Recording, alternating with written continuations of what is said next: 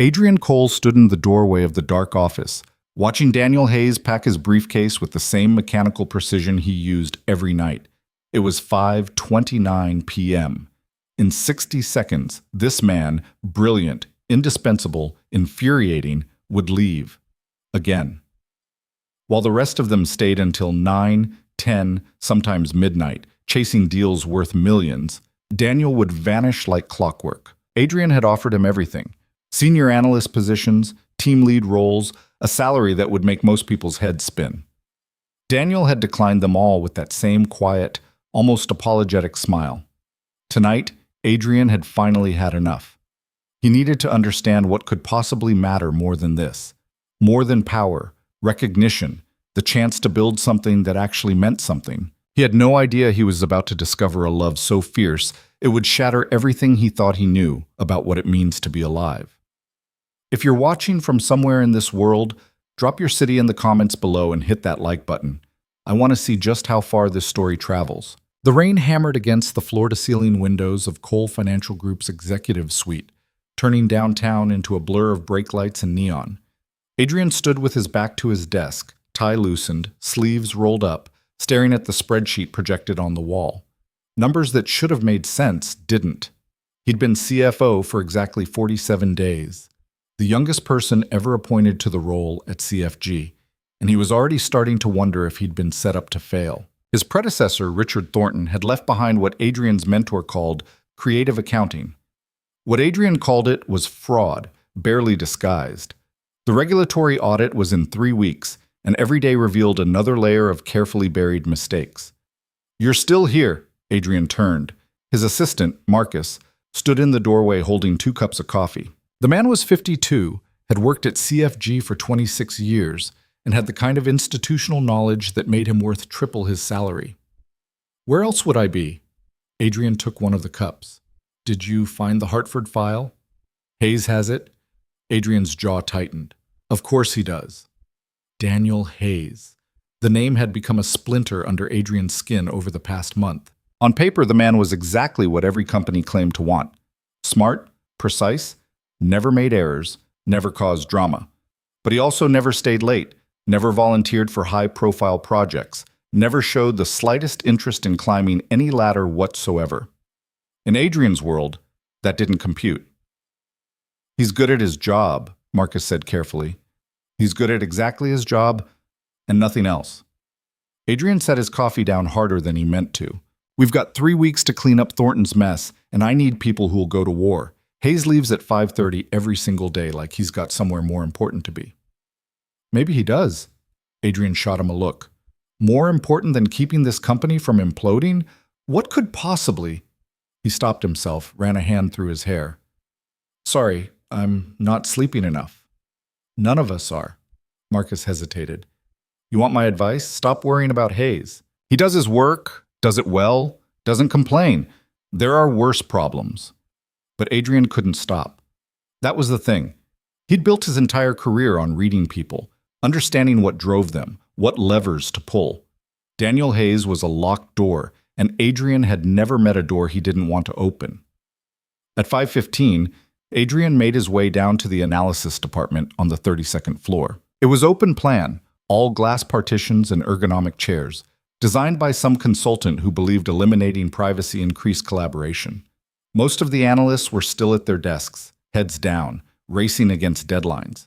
Daniel's desk was in the back corner, deliberately chosen, Adrian suspected, to minimize foot traffic. The man himself sat perfectly upright, working through what looked like the Hartford reconciliation with the kind of methodical focus Adrian usually only saw in surgeons. Adrian approached slowly, studying him. Daniel was maybe 35, though he carried himself older. Dark hair starting to show gray at the temples. Wire-rimmed glasses. The kind of face that would disappear in a crowd, except for the eyes, dark, intelligent, and completely closed off. He wore the same rotation of 4 button-down shirts, always pressed, never expensive. No wedding ring, though Adrian had checked the HR file and knew he was married. "Hayes." Daniel looked up, and for just a second, Adrian saw something flicker across his face. Not fear exactly, but wariness. Then it was gone, replaced by professional courtesy. Mr. Cole, what can I help you with? Mr. Cole. Everyone else in the building called him Adrian. He'd insisted on it his first day. The Hartford file. I need it tonight. It's not due until Friday. I'm aware of the deadline. I'm asking for it tonight. Daniel's hand stilled on his keyboard. It's not finished. Then finish it. A pause. Outside the windows, the rain picked up, drumming harder. Someone's phone rang and went to voicemail. I can have it to you by Thursday afternoon, Daniel said finally. If I stay late tonight, I'll make mistakes. You don't want mistakes in this file. The certainty in his voice was maddening. Hayes, I don't think you understand the situation we're in. Thornton left us a disaster. The audit, I understand the situation perfectly. That's why I won't rush this and risk introducing errors that make it worse. Daniel met his eyes steadily. Thursday afternoon, it'll be clean, complete, and defensible. Adrian felt heat crawl up his neck. Around them, other analysts had stopped pretending not to listen. Everyone else here is putting in 70-hour weeks. Everyone else isn't solely responsible for the Hartford reconciliation. Still calm. Still maddeningly reasonable. If you want to reassign it, I'll send over my notes. But if you want it done right, I'll have it Thursday. They stared at each other. Adrian was aware distantly that this was a test of some kind, not of Daniel, but of himself. How he handled this would set a tone. Push too hard and he'd look like a tyrant. Back down and he'd look weak. Thursday, he said finally. 2 p.m., not a minute later. Yes, sir. Adrian walked away, furious at Daniel, furious at himself for being furious. Behind him, he heard the quiet resumption of typing. When he glanced back from the elevator, Daniel was checking his watch. 5:27. Back in his office, Adrian tried to focus on the other 9 fires currently burning. The derivatives portfolio that didn't balance. The vendor contracts that smelled like kickbacks. The HR complaints that suggested Thornton had run the department like a personal fiefdom. Every problem led to 3 more, and Adrian was starting to understand why the board had been willing to take a chance on someone young and unproven. Nobody with sense wanted this job. His phone buzzed. A text from his older sister, Jennifer. Mom's asking if you're coming to dinner Sunday. I told her you're busy saving the world. He smiled despite himself, typed back, saving a company, world comes later. You need to eat, Adrian. Real food. Not whatever you're calling sustenance. I ate today. Coffee isn't food. He was about to respond when Marcus appeared in the doorway again. Hayes just left. Thought you'd want to know. Adrian checked his phone. 5:31 p.m. Did he say anything? Just good night. Marcus tilted his head. Why are you so fixated on this guy? I'm not fixated. You've mentioned him 12 times today. I counted. Adrian leaned back in his chair. Doesn't it bother you? We're drowning here, and he acts like none of it matters the second that clock hits 5:30. Maybe he's just good at boundaries. Like, there's boundaries and there's... Adrian gestured vaguely. Whatever this is, everyone else here wants something. Promotion, recognition, money, respect. Hayes acts like he already has everything he needs. And that bothers you. It confuses me. Marcus was quiet for a moment. You know what your problem is? You can't stand not understanding someone. You need to know what makes them tick so you can figure out how to use it. That's not... Adrian stopped. Okay, that's partially true. It's completely true. You're brilliant with people, Adrian. It's what makes you good at this job. But Hayes isn't a puzzle for you to solve. He's just a guy trying to do his work and go home. After Marcus left, Adrian sat in the dark office, rain still hammering the windows. He pulled up Daniel's HR file on his computer, something he'd already done a half-dozen times. Daniel Robert Hayes. D.O.B. March 15th, 1989. Hired September 2019. Current position, Senior Financial Analyst. Education, B. Economics, State School. No MBA. Salary, $87,000. Performance reviews. Consistently exceeds expectations in technical work. Meets expectations in collaboration and initiative. Emergency contact. Elena Hayes, wife. No promotions requested. No lateral moves. No disciplinary issues. No complaints. The file was remarkable for what it didn't contain. No career aspirations section. No professional development goals, just competent work, year after year, from someone who seemed content to stay exactly where he was. Adrian closed the file and pulled up the Hartford reconciliation Daniel was working on. Even unfinished, it was meticulous. Every transaction traced, every variance explained, every supporting document referenced. This wasn't the work of someone phoning it in. This was craftsmanship. So what was Daniel rushing home to? The question gnawed at him through the rest of the week. On Tuesday, he noticed Daniel eating lunch at his desk, always brought from home, always the same rotation of what looked like meal-prepped containers.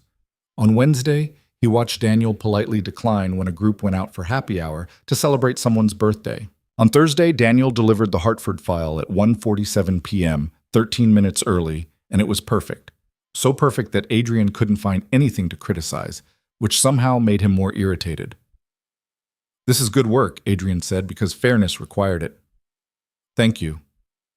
Daniel stood in front of Adrian's desk, hands clasped, clearly ready to leave the moment he was dismissed. "You could have had this done Monday if you'd stayed late." "I could have. It wouldn't have been this clean." "You're that sure of yourself." "I'm that sure of my process." Daniel adjusted his glasses. "Is there anything else?"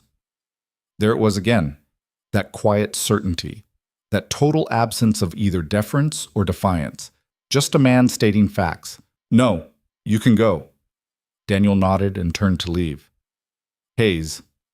Adrian didn't know he was going to speak until the word was out. "Why did you turn down the team lead position last year?" Daniel stopped, his back still to Adrian. When he turned, his expression was carefully neutral. It wasn't the right fit. It was a 30% raise.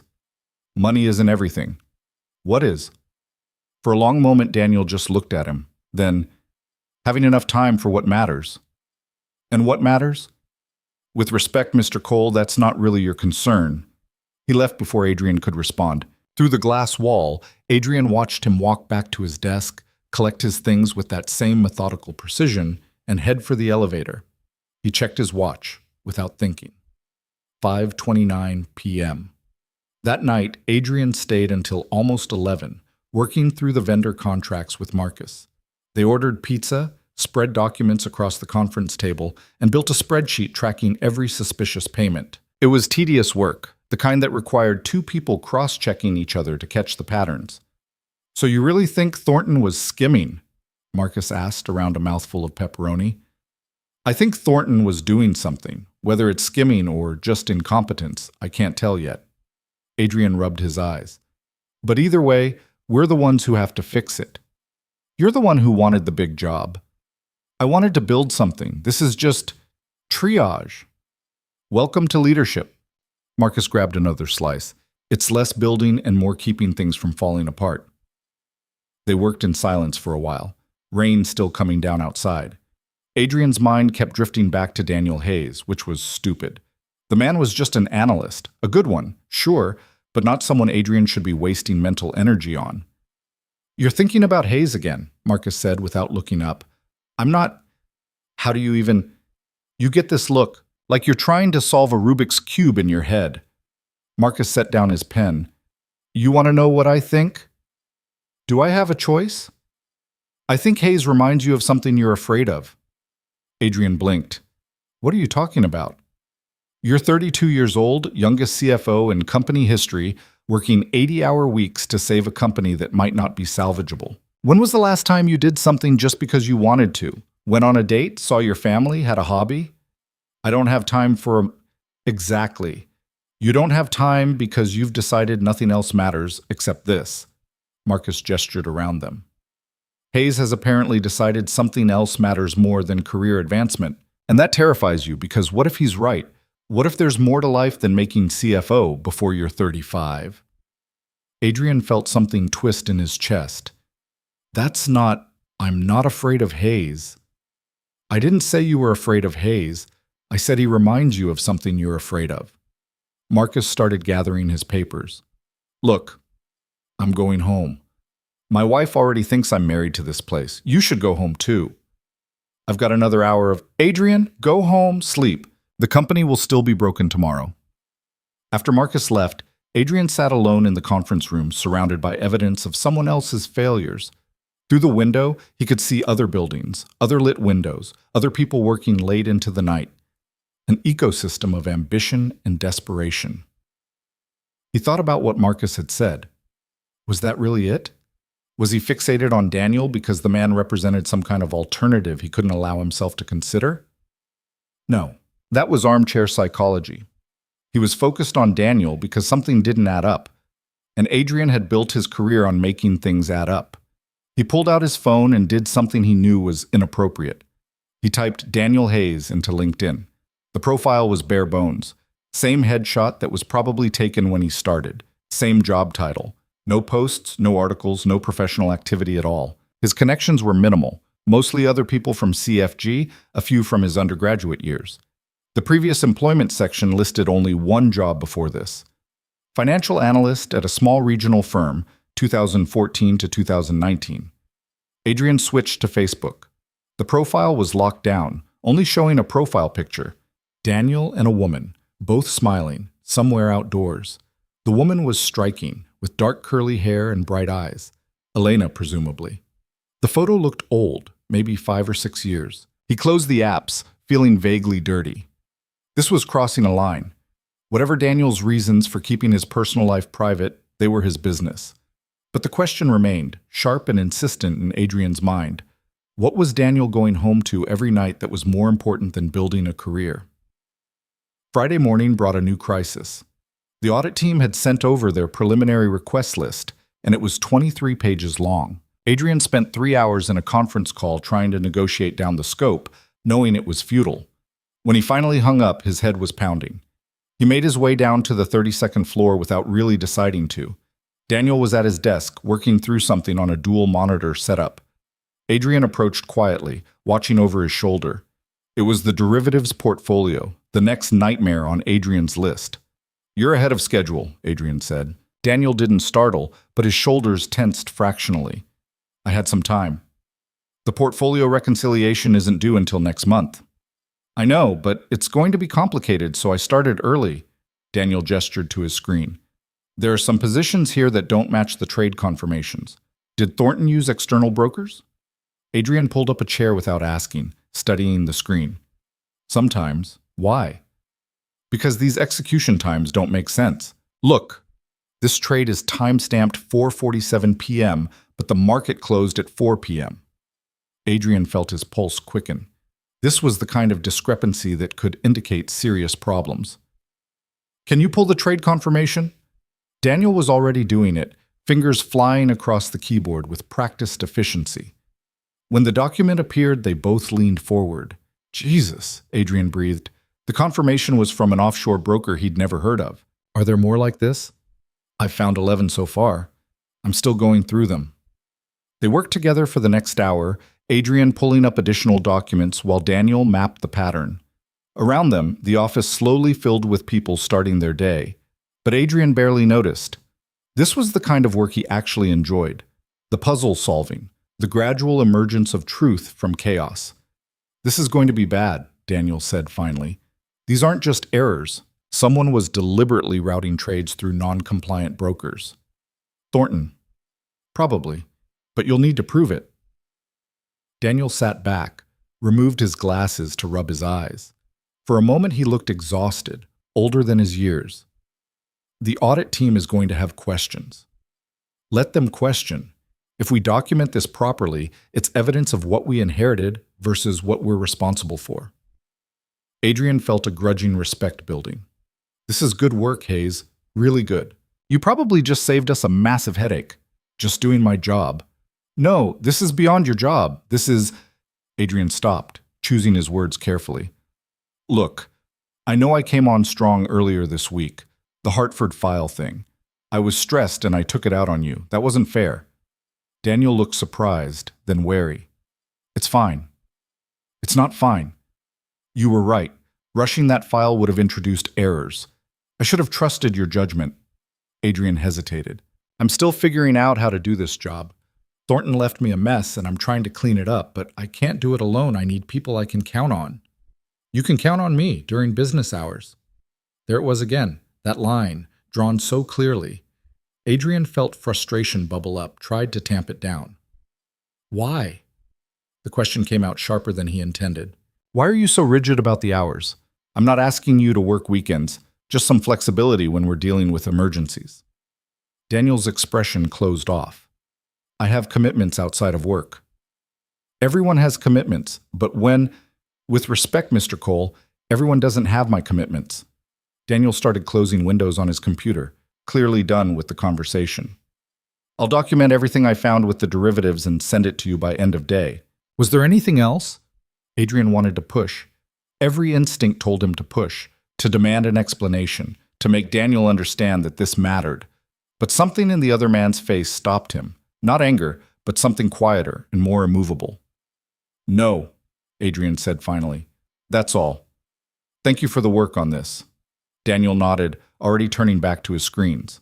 Adrian stood there for a moment longer, then walked away, feeling like he'd lost a confrontation he didn't fully understand. That evening, Adrian made it to his sister's house for dinner. Jennifer lived in the suburbs with her husband and 2 kids, the kind of normal family life that felt increasingly foreign to Adrian. His nephew and niece mobbed him at the door, demanding to know if he'd brought presents. I'm not Santa Claus, Adrian protested, pulling 2 wrapped packages from his bag anyway. These are educational. Everything you buy them is educational, Jennifer said, hugging him. You look terrible. Thanks. You look great too. Over dinner, actual home-cooked food, which Marcus had been right about him needing, Jennifer interrogated him about work with the persistence of a former prosecutor, which she was. So this Thornton guy just committed fraud and walked away with a retirement package? We can't prove fraud yet. Could just be incompetence. But you think it's fraud? Adrian cut into his chicken. I think he was doing something. Whether we can prove it before the audit is another question. And if you can't, then the board will probably decide they need someone with more experience to clean this up. Jennifer set down her fork. They'd fire you after 6 weeks? Welcome to corporate America. That's bullshit. Language, her husband Tom said mildly, nodding toward the kids. They've heard worse at school. But Jennifer lowered her voice anyway. Adrian, you've wanted this kind of role your whole career. They can do whatever they want. I knew the risks when I took the job. Adrian tried to sound casual about it, but his sister's concern was making the whole thing more real. I'll either figure it out, or I won't. Later, after the kids were in bed, Jennifer cornered him in the kitchen while Tom was loading the dishwasher. You're working yourself to death, she said quietly. I'm working hard. There's a difference. Is there? When was the last time you did something fun? Saw friends? Went on a date? I don't have time. You have time.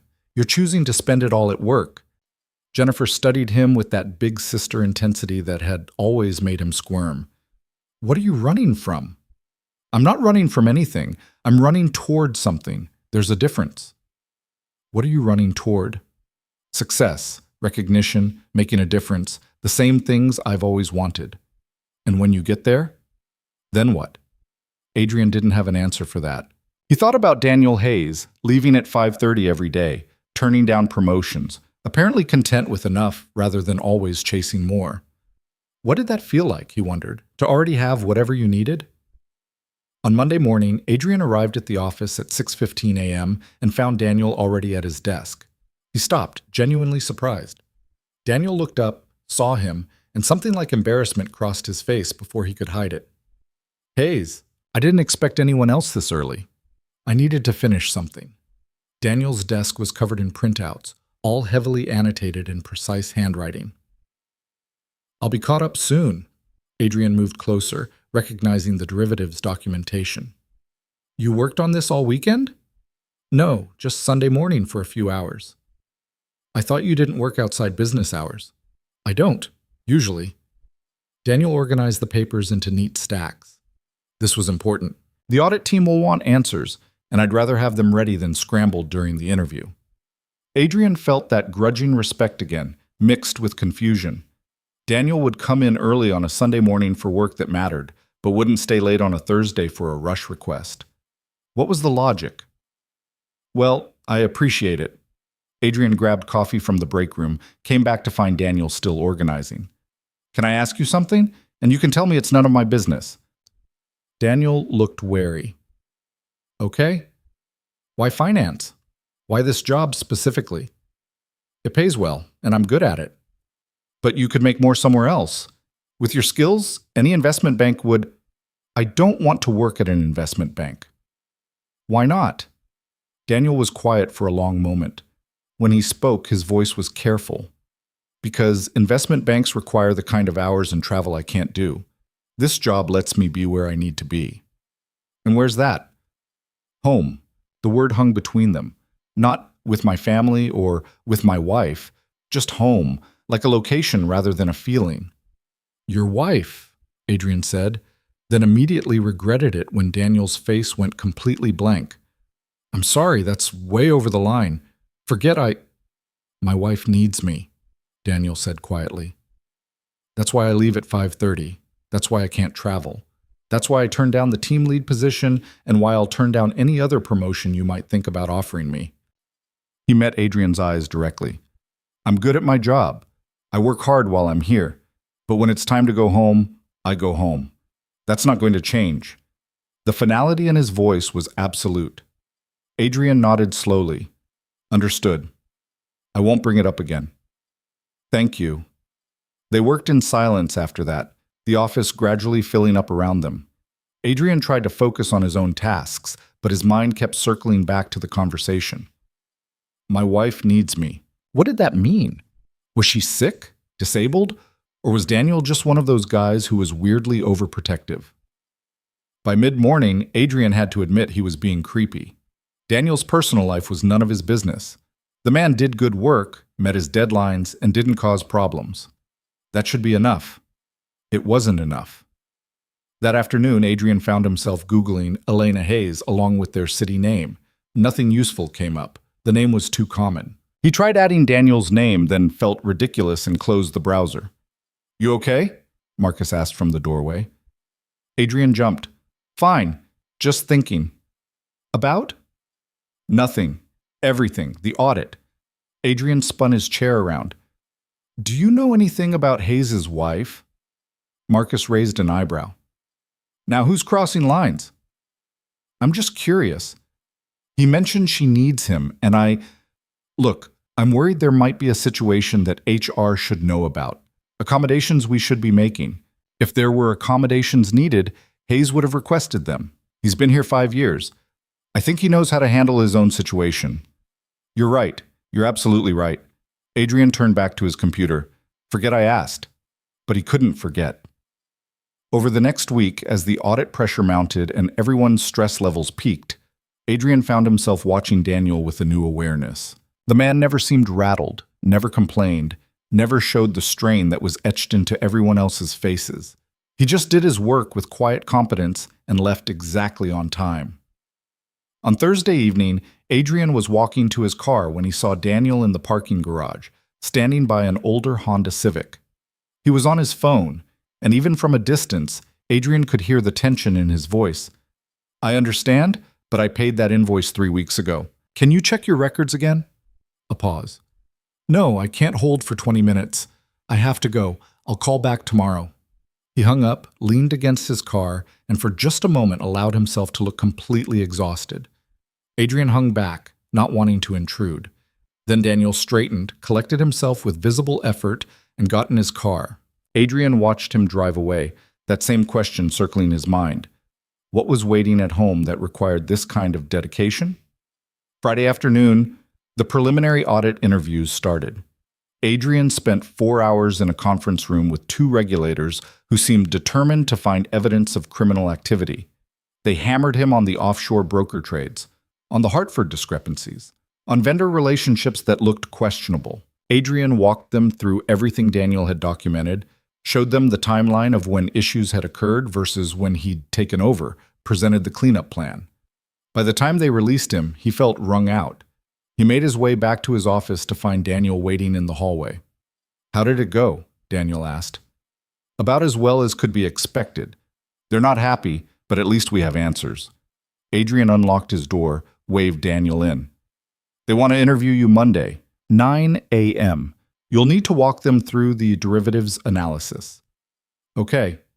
Daniel looked uncomfortable. About that, I can do 9 a.m., but I'll need to leave by 4:30 that day.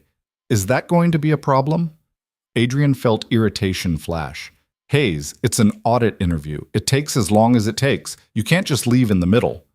I'm not planning to leave in the middle. I'm asking if we can schedule it so I'm done by 4:30. And if you're not done? Daniel's jaw tightened. Then I'll have to ask them to reconvene the next day. You can't do that during an audit. This is serious. I know it's serious. I also know I need to leave by 4:30. That's non-negotiable. They stared at each other across Adrian's desk. Adrian felt his temper rising despite his best efforts. What could possibly be so important that you'd risk your job, the audit, the whole... My wife, Daniel said, and there was something raw in his voice now, something that hadn't been there before. My wife is what's so important. And yes, Mr. Cole, she matters more than this job, more than this audit, more than any of it. So either we schedule the interview so I can be done by 4:30, or I'll explain to the auditors why I had to leave and ask them to continue another day. Your choice. The silence stretched out. Outside, someone laughed in the hallway. A phone rang and went to voicemail. Fine, Adrian said finally. I'll tell them we need to start at 8 instead. That should give us enough time. Daniel's shoulders sagged slightly with relief. Thank you. But Hayes, at some point you're going to need to help me understand what's going on. Because right now I'm defending you to the board, to HR, to the auditors, and I don't even know what I'm defending. Daniel looked at him for a long moment. I appreciate what you're doing, I do. But my personal life is personal. I'm good at my job. I meet my obligations. That has to be enough.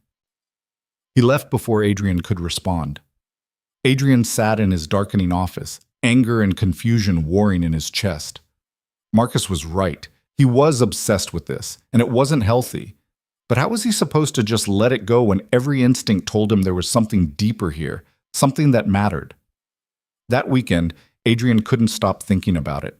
On Saturday, while pretending to review documents at home, he found himself back on Google, searching for anything about Daniel Hayes. On Sunday, he drove past CFG's building just to see if Daniel's car was there. It wasn't. He was being ridiculous. He knew he was being ridiculous. Monday morning, Daniel arrived at 8 sharp for the audit interview. Adrian sat in as well, watching as the regulators walked Daniel through every detail of the derivatives analysis. Daniel was calm, precise, walking them through his methodology with the patience of a teacher. When they asked about the offshore brokers, he presented documentation showing the pattern had started 2 years before Adrian's tenure and ended the day Adrian took over. By 3:45, they were wrapping up. Adrian saw Daniel check his watch, saw the tension in his shoulders start to ease. Just a few more questions, the lead auditor said. Daniel's hands clenched on the table. Adrian saw it, saw the moment of panic quickly suppressed. Actually, Adrian interjected, I think we've covered everything relevant to Mr. Hayes' analysis. If you have questions about executive decision-making or broader policy, those should be directed to me. The auditors looked at each other. We're nearly done. Then let's schedule a follow-up for tomorrow. I'd rather make sure we're thorough than rush the end of this. Adrian stood, making it clear the meeting was over. Say 10 a.m. After they left, Daniel remained seated, staring at his hands. Thank you, he said quietly. I told them we'd be thorough, that's all. Adrian gathered his papers, not looking at Daniel. You're free to go. Daniel stood slowly. At the door, he paused. Mr. Cole, Adrian, I know this doesn't make sense to you. I know I'm not fitting the model of what you think a good employee should be. But I'm doing my best, with everything. I know, Adrian said, and surprised himself by meaning it. I know you are. After Daniel left, Adrian stood at his window watching the parking garage, watching that same Honda Civic pull out exactly at 4:58 p.m. And for the first time, instead of feeling irritated by Daniel's departure, he felt something else. He felt curious about what kind of love could make someone walk away from career advancement, from recognition, from all the things Adrian had spent his life chasing. He felt curious about what was waiting at home. And despite every professional boundary he knew he was about to cross, Adrian made a decision. He was going to find out. The decision, once made, sat in Adrian's gut like something heavy and wrong. He told himself he was doing due diligence, protecting the company's interests, making sure there wasn't some situation that needed HR intervention. He told himself a lot of things that Tuesday morning as he sat in his car outside CFG's parking garage at 5:15 a.m., waiting. Daniel's Honda pulled in at 5:47. Adrian watched him get out, briefcase in hand, moving with that same careful efficiency. He looked tired, Adrian thought, more tired than usual. There were shadows under his eyes that hadn't been there a week ago. Adrian waited until Daniel was inside, then sat there another 10 minutes, arguing with himself. This was wrong. This was a violation of privacy, of professional boundaries, of basic human decency. He should go inside, focus on his actual job, let Daniel Hayes live his life. Instead, at 5:35 p.m., Adrian was back in his car, parked 3 rows behind Daniel's Honda, engine running. Daniel emerged from the building at 5:31, walking quickly. He got in his car without looking around, pulled out, and headed east. Adrian followed at a distance, feeling like a criminal. The evening traffic was thick enough that staying hidden was easy. They moved through downtown, past the financial district, into older residential neighborhoods where the houses got smaller and the trees got bigger. Daniel turned into the parking lot of a long, low building that took Adrian a moment to recognize. Greenwood Extended Care Facility.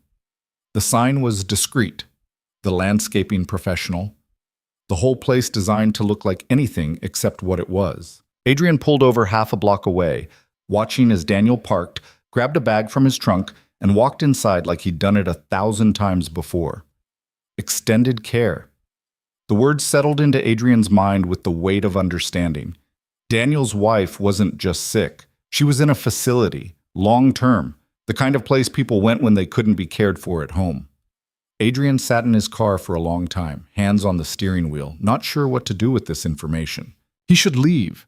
He'd have found what he was looking for, the explanation for Daniel's behavior, the reason for the rigid schedule. He could go home now, leave Daniel to his private grief, never mention this again. He got out of the car instead. The lobby of Greenwood was quieter than he expected. Soft lighting, comfortable furniture, the kind of calculated calm that suggested crisis happening just out of sight. A receptionist looked up as he entered. "Can I help you?" Adrian's mind went blank. I'm looking for someone. A patient. Elena Hayes?" The receptionist's expression softened slightly, the way people's faces did when they recognized a situation. "Are you family?" I work with her husband, Daniel. I wanted to drop something off for him." The lie came easier than it should have. "He's in the West Wing, room 117, but visiting hours end at 8, so I'll be quick. Thank you."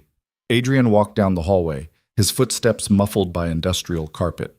The walls were decorated with abstract art, the kind that was meant to be soothing but just felt empty. He passed a common room where a few elderly people sat watching television, a nurse's station where 2 women were talking in low voices, a patient being wheeled somewhere by an aide. Room 117 was at the end of the hall. The door was half open. Adrian approached slowly, something telling him to be careful now, to think about what he was doing. Through the gap, he could see Daniel sitting in a chair next to a hospital bed. He was reading aloud from a book, his voice soft and steady. On the bed lay a woman. Elena, it had to be. So still she might have been sleeping, except Adrian could see the tubes, the monitors, the equipment that suggested something far beyond sleep. And that's when Maria realized the truth, Daniel was reading. That home wasn't a place she'd left behind, but something she carried inside her wherever she went. He paused, turned the page. You always liked that part, the way she finds her way back to herself. Silence. The beep of a monitor. Daniel closed the book, set it aside, and reached for Elena's hand. "Bad day at work," he said conversationally, like he was talking to someone who could respond. "The auditors are circling, and my new boss is, well, he means well, I think. But he doesn't understand why I can't stay late, why I turned down the promotions. I tried to explain, but how do you explain you to someone who's never met you?" He smiled, sad and private. "You'd like him, probably. He's young, ambitious, thinks he can fix everything. Reminds me of myself before—" He stopped, swallowed hard. When he spoke again, his voice was rougher. "Dr. Chen came by this morning. No changes. I asked if that was good news or bad news, and she did that thing where she tries to be encouraging, but you can see she doesn't really believe it anymore. Daniel lifted Elena's hand to his lips, kissed her knuckles gently. 5 years, 3 months, and 12 days. And I'm still here. I'll always be here. That's what I promised you, remember? In sickness and health, for better or worse. Everyone else gave up, but I didn't. I won't. Adrian stood frozen in the hallway, feeling like he'd walked in on something sacred and private, something he had no right to witness. This wasn't just a sick spouse. This was a woman who'd been unconscious for over 5 years. And Daniel came here every single night to sit with her, to read to her, to hold her hand, to keep a promise that everyone else would have said he'd already fulfilled. Adrian backed away carefully, his heart hammering. He made it to the lobby, out to his car, and sat there shaking, not from fear or disgust, but from the sudden, terrible understanding of what he'd been witnessing these past weeks. Daniel Hayes wasn't unmotivated or complacent or any of the things Adrian had assumed. He was a man who'd chosen love over ambition, presence over advancement, faithfulness over the kind of success Adrian had built his entire identity around. And Adrian had been judging him for it. He drove home on autopilot, barely seeing the road. In his apartment, expensive, minimally furnished, chosen for its proximity to the office, he poured himself a drink he didn't want and stood at the window looking out at the city lights. What kind of love did that? What kind of person promised forever and actually meant it, even when forever turned into an endless present tense, a vigil with no end in sight? Adrian thought about his own relationships, the string of women he'd dated and disappointed, the pattern of getting too busy, too focused on work, always choosing the meeting over the dinner, the deadline over the date. He told himself it was temporary, that once he made CFO, once he stabilized the company, once he proved himself, then he'd have time for a personal life. But watching Daniel read to his unconscious wife, Adrian had to confront an uncomfortable truth. He'd been choosing work because work was safe. Work had clear metrics, obvious goals, measurable success. Love was messy and complicated and required the kind of sustained attention Adrian had always told himself he didn't have time for. Except Daniel had time. Daniel made time every single day, no matter what. He'd built his entire life around that commitment, turned down opportunities that would have required him to break it. Adrian's phone buzzed. A text from Marcus. Board meeting moved to Thursday. They want an audit update. You ready? He typed back, as ready as I'll ever be. Get some sleep. You sound tired even over text. Adrian smiled despite himself, set the phone down and tried to sleep. He couldn't. Every time he closed his eyes, he saw Daniel in that chair, reading to Elena like she could hear him, like it mattered. Maybe it did matter. Maybe the point wasn't whether she could hear him, but that he was there, speaking into the silence, refusing to let her be alone. The next morning, Adrian arrived at the office with a plan. Not a fully formed one, but the outline of something. He needed to understand this better, needed to know the full story. And more than that, he needed to figure out how to protect Daniel without letting on that he knew anything. He called Marcus into his office at 9. I need you to look into our employee benefits, Adrian said. Specifically, what kind of coverage we offer for long-term care situations. Marcus raised an eyebrow. This about Hayes? This is about making sure we're competitive. If someone on our team has a family member in extended care, I want to know we're supporting them properly. Uh-huh. Marcus didn't sound convinced. And this sudden interest in benefits has nothing to do with your obsession with... It's not an obsession. It's due diligence. Adrian kept his voice level. Can you pull the information or not? I can pull it, but Adrian, if there's something specific going on, HR should just get me the information, please. Marcus left looking skeptical. Adrian turned to his computer and started researching extended care facilities. Greenwood, it turned out, was one of the better ones in the area. Private rooms, round-the-clock nursing, specialized neurological care. Also expensive. Very expensive. Even with good insurance, the out-of-pocket costs would be staggering. He pulled up Daniel's salary information again. $87,000. Not poverty wages, but not enough to cover extended care indefinitely. How was Daniel managing it? Savings? Family money? Adrian couldn't imagine the math working out over 5 years. Mr. Cole? Adrian looked up to find Daniel himself in the doorway, holding a file folder. For a moment, Adrian's guilt must have shown on his face because Daniel hesitated. Is this a bad time? No, come in. Adrian minimized his browser windows, hoping Daniel hadn't seen what he was looking at. What do you have? The quarterly variance analysis. You asked for it yesterday. Had he? Adrian couldn't remember. Right, thank you. Just set it there. Daniel placed the folder on Adrian's desk, but didn't immediately leave. He stood there, shifting his weight slightly, clearly wanting to say something. Was there something else? Adrian asked. I wanted to apologize. For Monday, during the audit interview. I know my time constraints are frustrating for you, and I appreciate that you covered for me with the auditors. You don't need to apologize. Everyone has obligations outside of work. Yes, but most people's obligations are more flexible than mine. Daniel's hands were clasped in front of him, formal and careful. I'm aware that it makes me difficult to work with sometimes. You're not difficult to work with. You're one of the most competent people in this building. Adrian meant it, realized he'd never actually said it to Daniel before. Your work is excellent, consistently. That counts for a lot. Something shifted in Daniel's expression. Surprise, maybe, or the easing of some tension Adrian hadn't realized was there. Thank you. That means... He stopped, regrouped. I know my career arc isn't traditional. I'm sure from the outside it looks like I'm not trying or I don't care. But I do care. About the work, about doing it right. I can see that. Adrian chose his next words carefully. And I'm learning that there are different ways to measure success. Not everyone wants the same things. Daniel looked at him for a long moment, like he was trying to figure out if Adrian meant it or was just saying what he thought Daniel wanted to hear. No, he said finally, not everyone does. After he left, Adrian sat staring at the closed door, that same heavy feeling in his chest. He'd violated Daniel's privacy, followed him, spied on him. And now he had information he couldn't use and knowledge he couldn't admit to having. The smart thing would be to pretend he'd never gone to Greenwood, never seen Elena, never watched Daniel keep his vigil. Just let Daniel continue doing whatever he needed to do and stop trying to understand it. But Adrian had never been good at letting things go. Over the next week, he found himself watching Daniel differently, not with frustration or confusion, but with a kind of reluctant admiration. The man showed up every day, did his work with precision and care, and never once complained. When other analysts were stressed about the audit, snapping at each other, making sloppy mistakes, Daniel remained steady, a fixed point in the chaos. And every evening at 5:30, he left.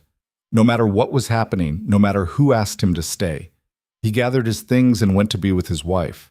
Adrian started running interference without really thinking about it. When someone scheduled a late meeting that would require Daniel's input, Adrian rescheduled it for earlier.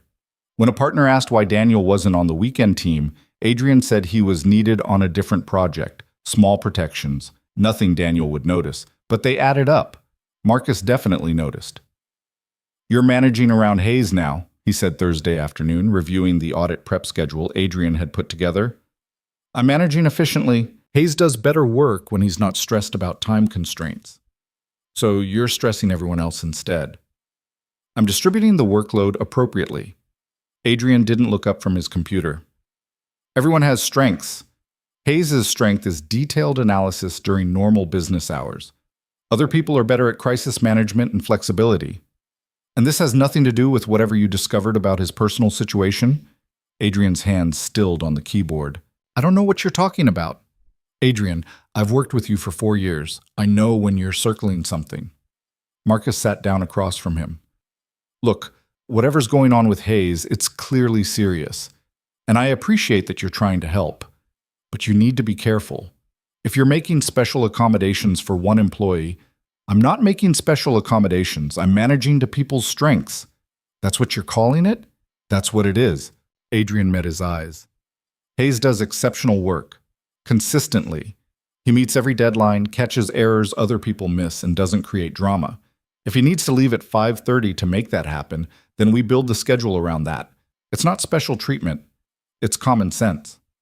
Marcus studied him. You know what I think? I'm sure you'll tell me. I think Hayes scares you. Not because he's not ambitious, but because he has something you don't. Something you can't quantify or achieve or put on a resume. Marcus stood. and you're trying to figure out if what he has is worth what he gave up to get it. After Marcus left, Adrian sat in the silence, that observation sitting uncomfortably in his mind. Was that what this was? Not curiosity about Daniel, but envy? No, not envy exactly. Something more complicated. Daniel had something, a purpose, a commitment, a definition of himself that existed independent of his job title or salary. Adrian had spent his entire adult life building towards CFO, and now that he had it, he was discovering it wasn't enough. The position didn't make him happy or fulfilled or satisfied. It just made him busy. What would it be like, he wondered, to have something that mattered so much you'd sacrifice everything else for it? Friday evening, instead of working late like he usually did, Adrian left at 6. He drove to Greenwood without really deciding to, parked in the same spot as before, and sat there watching the building. Daniel's car was already there. Of course it was. It was always there. Adrian didn't go inside this time.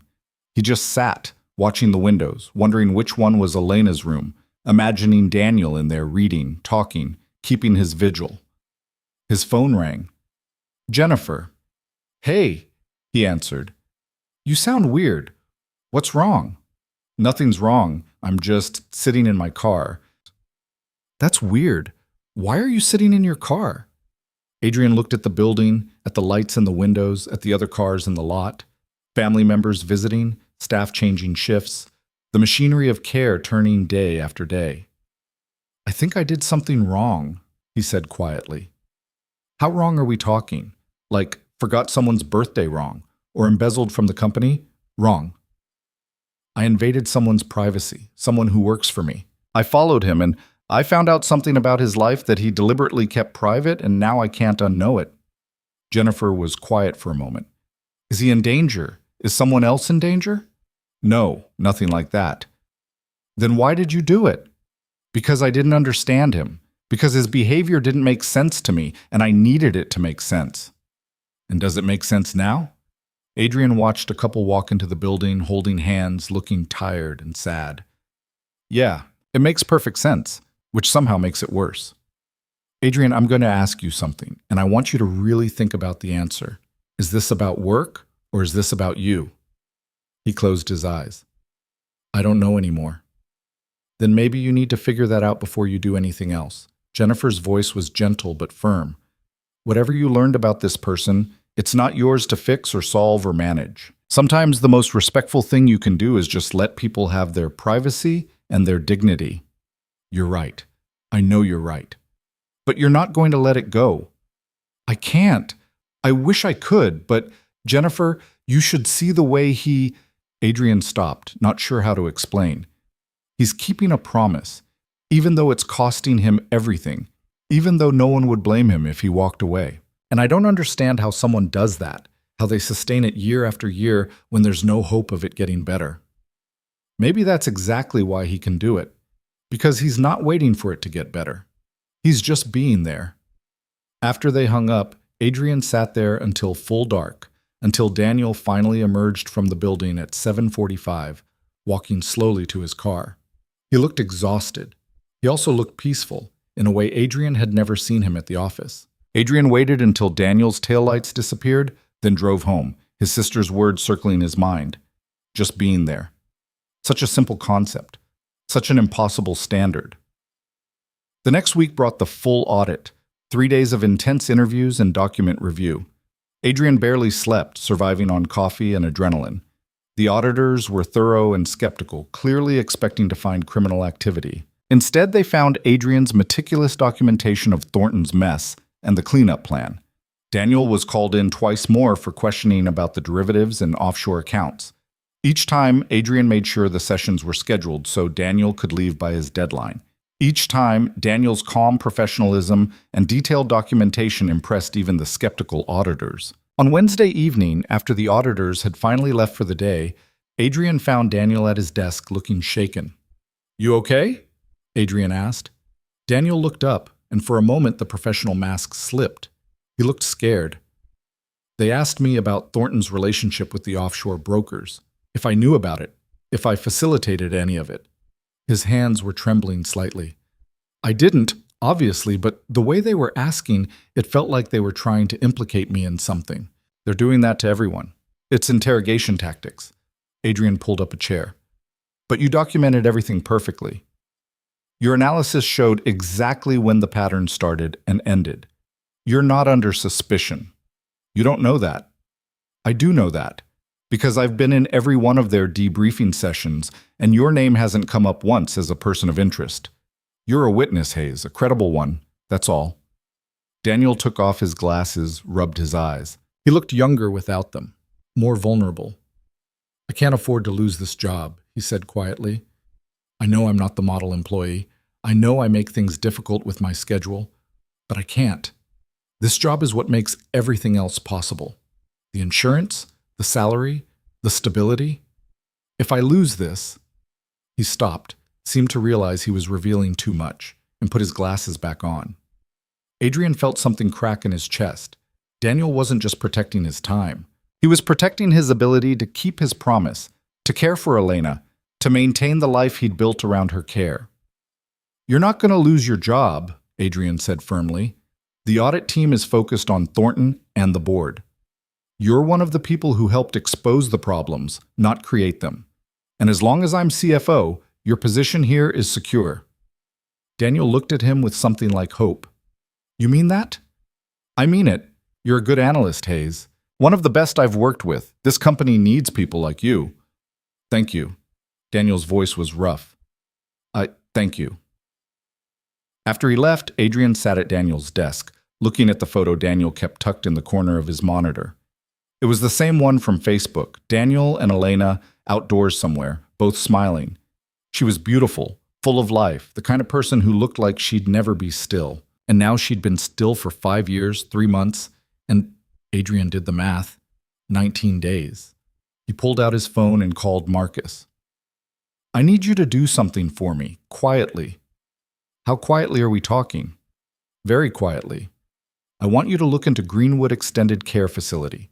Specifically, I want to know what their payment structure looks like for long-term patients. Average costs, insurance coverage, out-of-pocket expenses. Adrian, don't ask me why. Just do it, please. Marcus sighed. I'll see what I can find. The information came back 2 days later, and it was worse than Adrian had imagined. Even with excellent insurance, the out-of-pocket costs for 5 years of care would be catastrophic.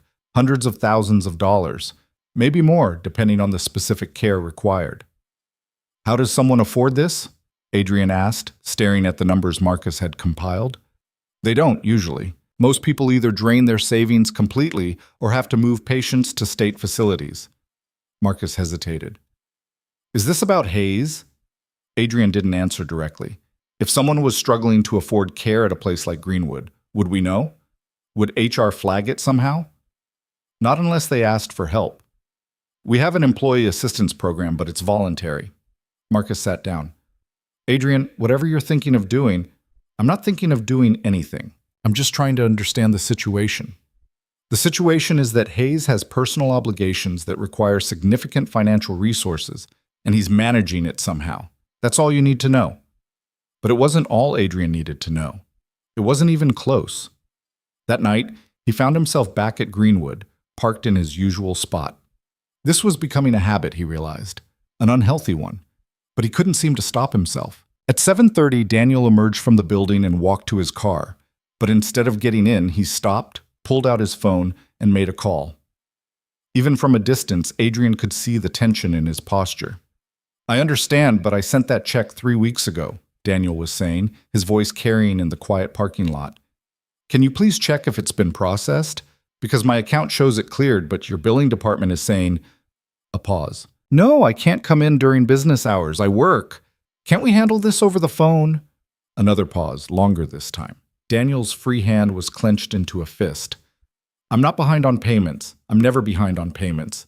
This is a processing error on your end, and I need someone to... He stopped, took a breath, visibly controlling himself. Okay, yes. I'll try to come in Saturday morning, but this needs to be resolved. I can't have billing issues affecting her care. He hung up, leaned against his car, and for a long moment just stood there, shoulders slumped. Adrian sat frozen, hands gripping the steering wheel. He just witnessed Daniel fighting the same battles Adrian fought at work: bureaucracy, incompetence, systems that didn't work properly. Except Daniel was fighting them alone after a full day of work about something infinitely more important than quarterly reports. And he did it every day, every single day, for 5 years, 3 months, and 21 days. Adrian started his car and drove away before Daniel could see him, before he could do something stupid like getting out and offering help Daniel would never accept. But the image stayed with him. Daniel, alone in that parking lot, fighting for his wife's care, refusing to give up even though the easier path would be to let her go, to move her to a state facility, to start rebuilding a life that wasn't built entirely around visiting hours and medical bills. That weekend, Adrian couldn't stop thinking about it. He tried to work, tried to distract himself, but his mind kept circling back to the same question. How did someone keep going when there was no end in sight, no promise of improvement, no reward except the knowledge that they'd kept their word? Sunday afternoon, he called Jennifer. "I need advice," he said. "About the work thing or the life thing? I'm not sure there's a difference anymore." He told her everything, the following, the observations, the parking lot phone call. When he finished, Jennifer was quiet for a long time. "Adrian, you need to stop this." "I know. I'm serious. You're stalking this man." "I'm not stalking him. You're following him, watching him, collecting information about his private life without his knowledge. That's literally stalking." Her voice was sharp. "What are you trying to accomplish here?" "I don't know. Jennifer, you should see the way he is with her. The way he talks to her like she can hear him. The way he keeps showing up day after day, even though nothing changes. It's his life, his marriage, his choice." Jennifer paused. "And I think what's really bothering you isn't what you're seeing. It's what it's making you feel about yourself." "What's that supposed to mean?" "It means you've spent your whole life chasing success, and now you're watching someone who chose love over success, and you're wondering if maybe you got it backwards." The words hit like a physical blow. Adrian couldn't respond. "I'm not saying you're wrong for wanting career success," Jennifer continued, gentler now. "But I am saying you need to figure out what you're really looking for here. Because from where I'm sitting, this isn't about helping Daniel Hayes. This is about you trying to understand something about yourself." After they hung up, Adrian sat on his couch, his sister's words echoing in his head. Was she right? Was this all just some kind of existential crisis disguised as concern for an employee? Maybe, probably. But that didn't change what he'd seen. It didn't change the fact that Daniel Hayes had found something worth sacrificing everything for, and Adrian wasn't sure he'd ever had that. Wasn't sure he'd even know how to recognize it if he did. Monday morning arrived with a crisis that temporarily pushed everything else from Adrian's mind. The audit team's preliminary report had landed on his desk at 6 a.m., and it was bad. Not criminal charges bad, but regulatory action bad. The board was calling an emergency meeting for Wednesday, and Adrian had 48 hours to prepare a defense and remediation plan. He called an all-hands meeting at 8, pulling every analyst into the main conference room. Daniel was already there when Adrian arrived, sitting in his usual spot near the back, laptop open, looking composed despite the obvious tension in the room. "I'm not going to sugarcoat this," Adrian said, standing at the head of the table. "The audit found systemic control failures under Thornton's leadership. We're looking at potential fines, mandatory oversight, and a complete restructuring of our compliance framework. The board meets Wednesday to decide our path forward, which includes deciding whether current leadership stays or goes." Someone muttered something. Adrian ignored it. "I need a full accounting of every high-risk position we currently hold, every vendor relationship that could be questioned, and a projection of what our balance sheet looks like if we liquidate the problematic assets. I need it by tomorrow morning." He looked around the room. "I know that's an impossible timeline. I'm asking you to do it anyway." The room exploded into overlapping questions and objections. Adrian fielded them as best he could, making assignments, delegating responsibilities, trying to project confidence he didn't entirely feel. When the meeting broke up, most people looked shell-shocked. A few looked energized by the challenge. Daniel looked thoughtful. He approached Adrian as others were filing out. "The vendor analysis," Daniel said. "I can have that done by tonight if I focus on nothing else."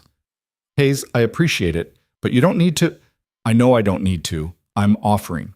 Daniel's expression was serious. "You said current leadership. That includes you. If the board decides to clean house, you're gone. That's a possibility? Yes. Then let me help. The vendor relationships are complicated, but I've been tracking them for years. I can map the problematic ones faster than anyone else. Adrian studied him. It'll take you past 5:30. I know. Hayes, I can stay until 7 tonight. That'll give me enough time. Daniel's jaw was set. You've been protecting this team. You've been protecting me specifically. Don't think I haven't noticed. Let me return the favor. Something tightened in Adrian's chest. What about... He caught himself before saying Elena's name. What about your evening obligations? I'll manage. One night won't... Daniel stopped, reconsidered. I'll make it work. Just tell me what you need. They spent the next hour going through the vendor files together, Daniel pulling up contracts and payment histories while Adrian cross-referenced them against the audit findings. It was intense, focused work, and Adrian was reminded again of why Daniel was so good at this. He saw patterns others missed, made connections that weren't obvious, explained complex relationships in clear, simple terms. Around noon, Marcus stuck his head in. Adrian, you need to eat something. Later. Now, both of you. Marcus set down 2 sandwiches and coffee. You're no good to anyone if you pass out. After he left, Adrian and Daniel ate in silence, papers spread between them. Adrian kept glancing at Daniel, wondering what internal calculation he was making, what price he'd pay for staying late tonight. You don't have to do this, Adrian said finally. I know, I want to. Daniel took a bite of his sandwich, swallowed. You're a good boss, Adrian. Better than Thornton ever was. You actually care about the work, about getting it right. That's worth fighting for. Even if it means disrupting your schedule? Daniel set down his sandwich, met Adrian's eyes directly. Even then, they worked straight through until 6:45, when Daniel finally pushed back from the computer and rubbed his eyes. That's everything I can give you tonight, he said. I flagged the high-risk vendors in red, medium risk in yellow. The documentation is all linked in the spreadsheet. This is incredible work. Thank you.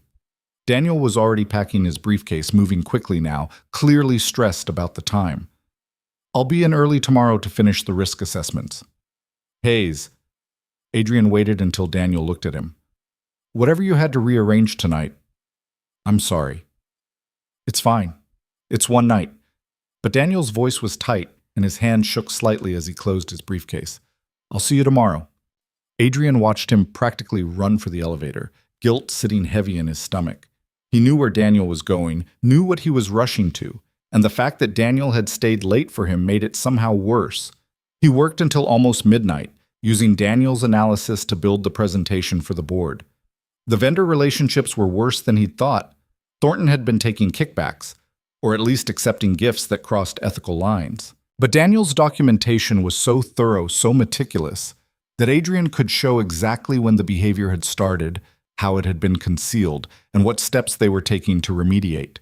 When he finally got home, he lay in bed staring at the ceiling, thinking about Daniel sitting in that parking lot an hour later than usual, probably calling Greenwood to explain, to apologize, to make sure Elena was okay, even though she wouldn't know he was late. The next day was a blur of meetings and revisions. The executive team gathered at 2 to review Adrian's presentation, poking holes in his arguments, stress testing his numbers. Daniel was there, answering technical questions with his usual calm precision, backing up every assertion with documentation. At 5:15, during a particularly heated debate about asset valuations, Daniel stood up. I need to leave, he said. Everyone turned to look at him. The silence was heavy. We're not done here, one of the senior VPs said. I understand, but I've provided all the analysis you need. Mr. Cole can answer any remaining questions. Daniel looked at Adrian. I'll be in at 6 tomorrow morning if you need anything else. He left. The room was quiet for a moment, then the VP muttered something about commitment and the discussion moved on. But Adrian saw the judgment in people's faces, the confirmation of what they already thought about Daniel Hayes, that he didn't care enough, wasn't dedicated enough, would never be leadership material. They were so wrong it was almost funny. Daniel had more dedication in his little finger than most people in that room had in their entire bodies. They just couldn't see it because it wasn't directed at the company. The meeting finally ended at 7. Adrian went back to his office and found a note on his desk in Daniel's precise handwriting. Risk assessment models attached. Additional vendor documentation in shared folder. Good luck tomorrow. DH. Adrian pulled up the files and felt his throat tighten.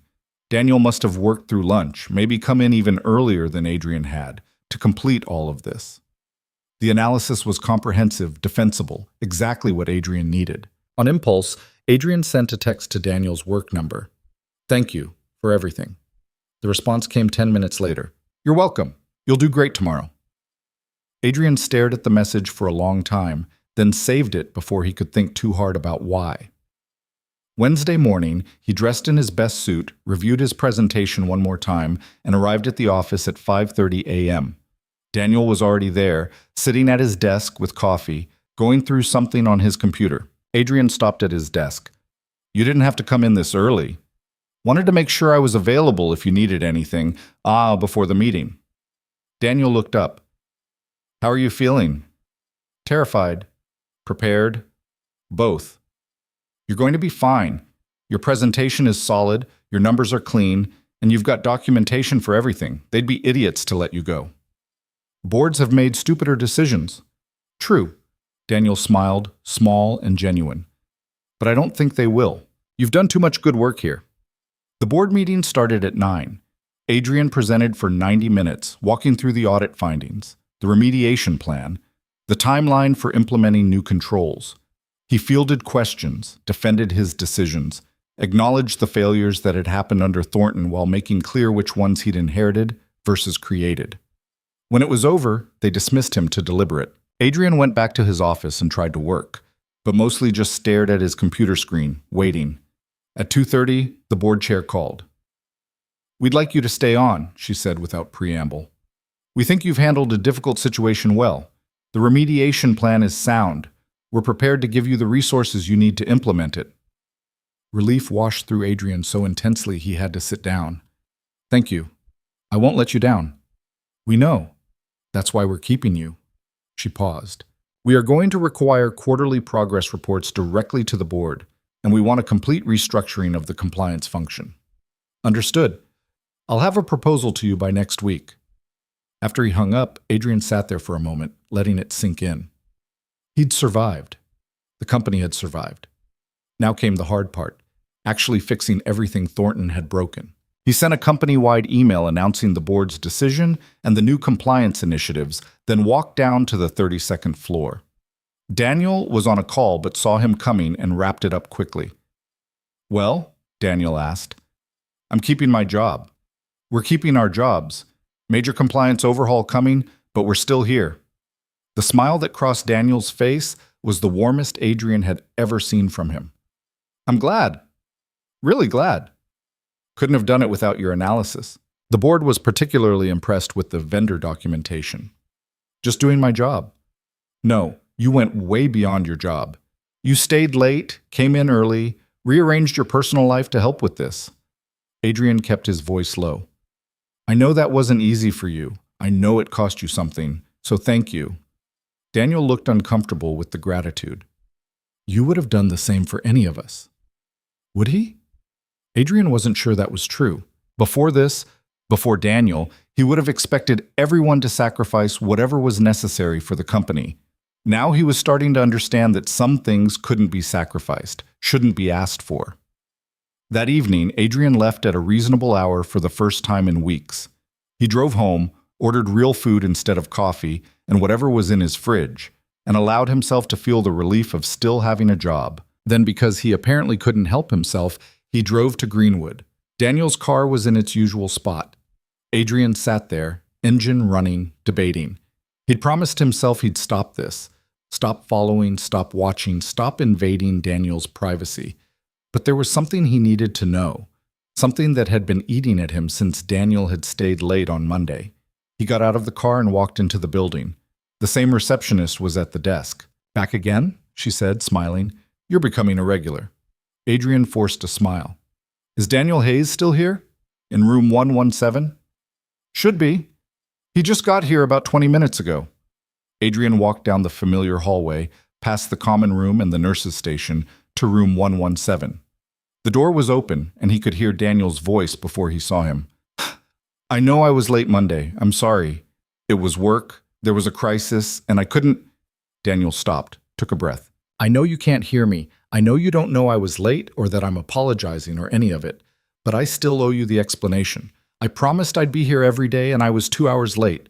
That matters to me even if it doesn't matter to you. Adrian stepped into the doorway. Daniel was sitting in his usual chair holding Elena's hand, his head bowed.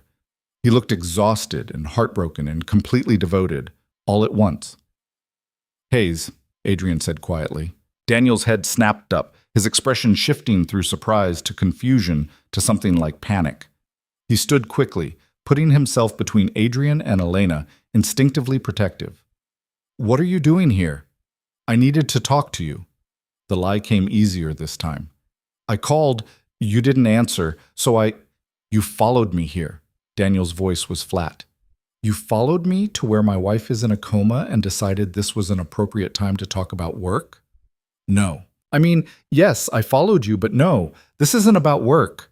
Adrian took a step into the room, saw Daniel tense. How long has she been here? That's none of your business. You're right, it's not, but I'm asking anyway. Daniel stared at him for a long moment, then seemed to deflate. 5 years, 3 months, and 24 days. Car accident, traumatic brain injury. The doctors said she might wake up in the first 6 months. Then they said maybe a year. Now they don't say anything except that she's stable. Adrian looked past Daniel to the woman in the bed. Even unconscious, even surrounded by medical equipment, he could see traces of who she'd been in the photo, the strong bone structure, the thick dark hair, now threaded with a few strands of gray. Someone had braided it recently. Daniel, probably. Everyone told me to let her go, Daniel said, his voice rough. Her parents, my parents, our friends, the doctors. They all said the same thing, that this wasn't living, that I was being selfish by keeping her here, that I needed to move on. They stopped visiting after the first year. Even her mother stopped coming. They all gave up. But you didn't. I made a promise. In sickness and in health, for better or worse. Everyone acts like those are just words, like they only count when things are good. But they're not just words to me. They're everything. Daniel sat back down heavily, like the weight of explaining was too much to hold up under. I come here every day. I read to her, talk to her, tell her about work, about the world, about stupid stuff that doesn't matter. The nurses think I'm crazy. Her doctor thinks I'm in denial. Maybe they're right. But she's my wife. And as long as she's breathing, I'm here. Adrian moved slowly into the room, pulled up another chair, and sat down across from Daniel. Elena lay between them, silent and still, the steady beep of her monitor the only sound for a moment. That's why you turn down promotions, Adrian said. Promotions mean more responsibility, longer hours, travel. I can't do any of that. And why you leave at 5:30? Visiting hours are 5:30 to 8 o'clock. I'm here for every minute I'm allowed to be. Daniel looked at Elena, his expression so full of love and grief it was hard to witness. I know she can't hear me. I know she doesn't know I'm here. But I know. And that has to be enough. They sat in silence. A nurse appeared in the doorway, saw Adrian, and raised an eyebrow. Everything okay, Mr. Hayes? Fine, Sarah. This is my boss. He just stopped by. Sarah nodded and moved on. After she left, Daniel turned to Adrian. How long have you known? About 3 weeks. I followed you one night, saw you come here, and Adrian stopped. I should have told you. Or better yet, I should have minded my own business. This was wrong. All of it. Why did you do it? Because I couldn't understand you. Because everyone else at the company wants something. Money, prestige, advancement. And you just wanted to leave at 5:30. It didn't make sense. Adrian looked at Elena, at the machines keeping her alive. Now it makes perfect sense. Daniel was quiet for a moment. Do other people know? At work? No, just me. And I haven't told anyone, won't tell anyone. Marcus knows something's up. He's too smart not to. Marcus knows you have a situation. He doesn't know details. Adrian hesitated. Hayes, Daniel, I owe you an apology. What I did, following you, invading your privacy, it was completely inappropriate. If you want to file a complaint with HR, I wouldn't blame you. I'm not going to file a complaint. Daniel sounded tired. What would be the point? You'd lose your job. I'd become the guy who got the CFO fired and nothing would change for Elena. Still, I'm sorry. They sat there awkwardly, the apology hanging between them. Finally, Daniel spoke. Can I ask you something? Why do you care? About me? About my schedule? About any of this? You're the CFO. You've got 1,000 bigger problems than one analyst who won't work late. Adrian thought about how to answer that. The truth was complicated, tangled up with his own fears and questions about what mattered in life. Because you have something I don't, he said finally. You know what you're living for. You've built your whole life around it, sacrificed everything else for it, and you don't seem to have any doubts about whether it's worth it. I don't have that. I have a career and ambition and goals, but I don't have, he gestured vaguely, this, whatever this is, love that's bigger than yourself. It's not romantic, if that's what you're thinking. Daniel's voice was quiet. Most days it's just exhausting.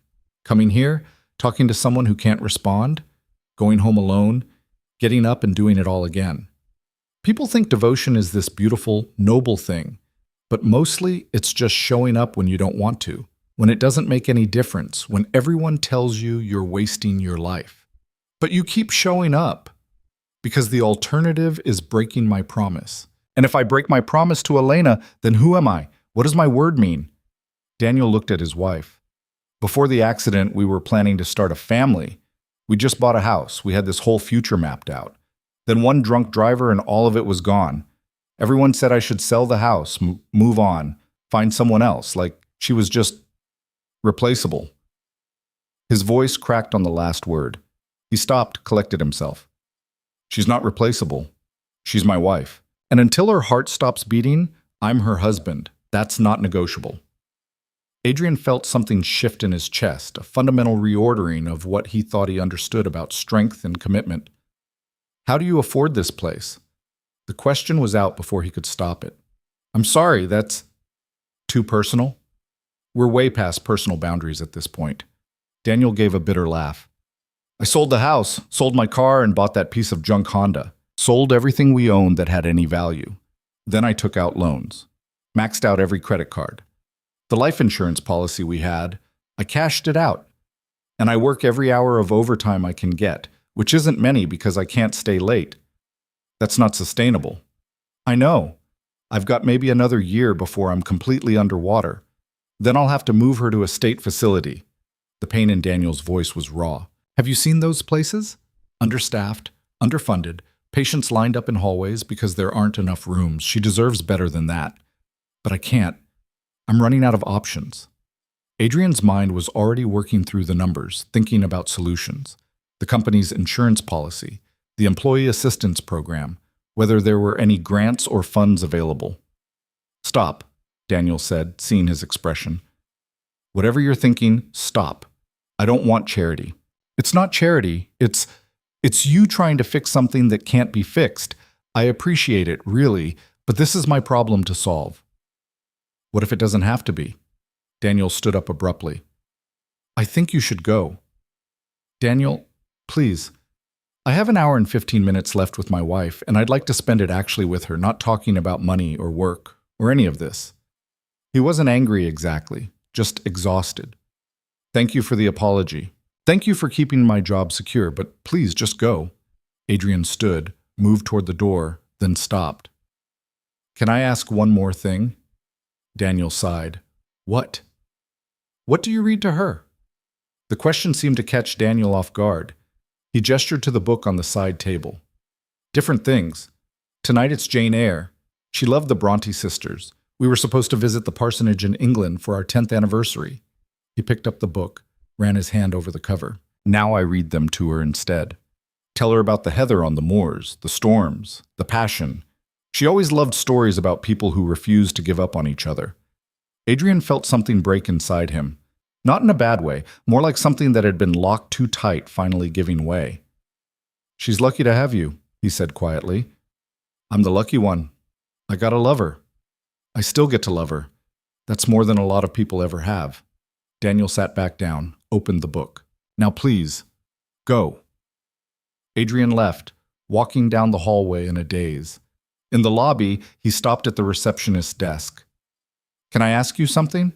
"About patient 117, Elena Hayes." The receptionist's expression became professional, guarded. "I can't share patient information." "I'm not asking for medical details. Her husband comes every day?" The woman's face softened. "Every single day for 5 years. Morning shift sees him arrive. Evening shift sees him leave. Holidays, birthdays, doesn't matter. He's always here." "That's the most devoted person I've ever seen. We've had patients here for years, and their families come once a month, once a year. Stop coming at all." "But Mr. Hayes?" She shook her head. "He reads to her, brings her fresh flowers every week, plays her favorite music, updates her on everything happening in the world like she's going to wake up and need to catch up. It's heartbreaking and beautiful at the same time." Adrian thanked her and walked out to his car. He sat there for a long time, thinking about Daniel reading Jane Eyre to his unconscious wife, about 5 years of daily visits that made no practical difference, but made all the emotional difference in the world. He thought about his own life, the apartment he barely lived in, the relationships he'd let slip away because work always seemed more important, the way he measured his worth in titles and salaries and achievements that felt increasingly hollow. What would it be like to have something worth sacrificing everything for? Not a job, not an ambition, but a person, a promise, a love that persisted even when every logical reason for it had fallen away. He pulled out his phone and called Jennifer. "I found out what he's been doing," Adrian said when she answered. "The employee you've been stalking?" "I wasn't, okay, yes, I was stalking him. But Jenny, his wife has been in a coma for 5 years, and he visits her every single night, reads to her, talks to her, refuses to give up on her even though everyone else has." Jennifer was quiet for a moment. "That's heartbreaking. It's the most incredible thing I've ever seen, and I don't know what to do with it." "What do you mean?" "I mean, he's drowning financially trying to keep her in a good facility. He's sold everything, maxed out his credit, and he's got maybe a year before he runs out of options. And Adrian stopped. "I want to help, but he won't accept help. And even if he would, I'm his boss. There are boundaries, ethical lines, things I can't cross." "Adrian, what are you actually asking me?" He thought about that. What was he asking? Permission? Validation? A way to make sense of what he was feeling? "I don't know," he admitted. "I just know that watching him has changed something in me, made me realize that everything I've been chasing maybe isn't actually what matters. Then maybe the question isn't what you do for him. Maybe it's what you do for yourself." After they hung up, Adrian sat in the parking lot until Daniel emerged at exactly 8 p.m. He watched Daniel walk to his car, slower than usual, shoulders slumped with exhaustion. Watched him sit there for a moment before starting the engine like he needed to gather strength for the drive home. And Adrian made a decision. Not about helping Daniel, that would have to wait, would have to be navigated carefully, but about himself, about his own life, about what he wanted to be working toward. He drove home and spent the next 3 hours not working, not checking email, not thinking about the company. Instead, he called his nephew and niece and talked to them about their day. Called his mother, who was so surprised to hear from him on a weeknight she asked if something was wrong. Called an old friend from college he'd been meaning to reconnect with for 2 years. It wasn't much. It didn't solve anything, but it was a start. The next morning, Adrian arrived at the office with a new sense of purpose. Not about the audit or the compliance overhaul or any of the problems still on his plate.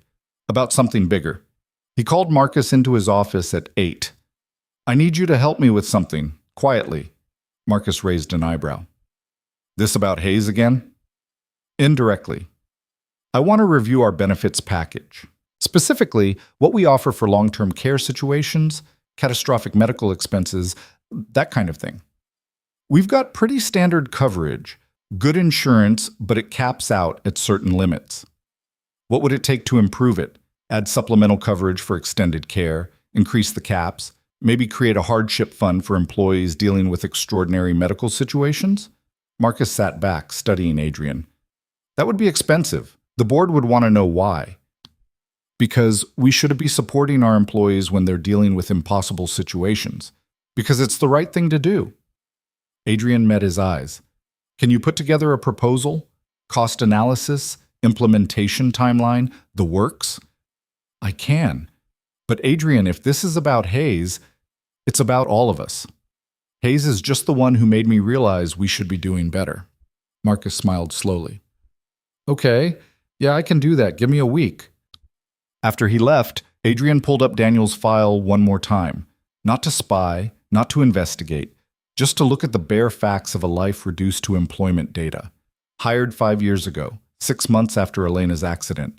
Solid performance, no advancement, no complaints. A man who'd rebuilt his entire existence around visiting hours and the promise to stay. And Adrian thought about what it meant to witness that kind of love and not be changed by it. What it meant to see someone sacrifice everything for a promise and then go back to chasing quarterly earnings like they were what mattered most. He couldn't do it anymore. He couldn't go back to who he'd been before Daniel Hayes had shown him what actual commitment looked like. So he started making plans. Not to interfere in Daniel's life, but to change the systems that made it so hard for people like Daniel to keep their promises. To build something that actually mattered, that helped people instead of just making money. It wasn't enough. It would never be enough. But it was what he could do, and he was going to do it. The tension between them lasted 3 days. Daniel was professional, polite, and completely distant. He answered Adrian's questions with minimal words, avoided eye contact, and left at exactly 5:30 without the brief exchanges they'd started having. Adrian didn't blame him. He'd violated Daniel's privacy in the worst possible way, and professional courtesy was probably more than he deserved. On Thursday afternoon, Adrian found an envelope on his desk. Inside was a single sheet of paper in Daniel's handwriting. I understand why you did what you did.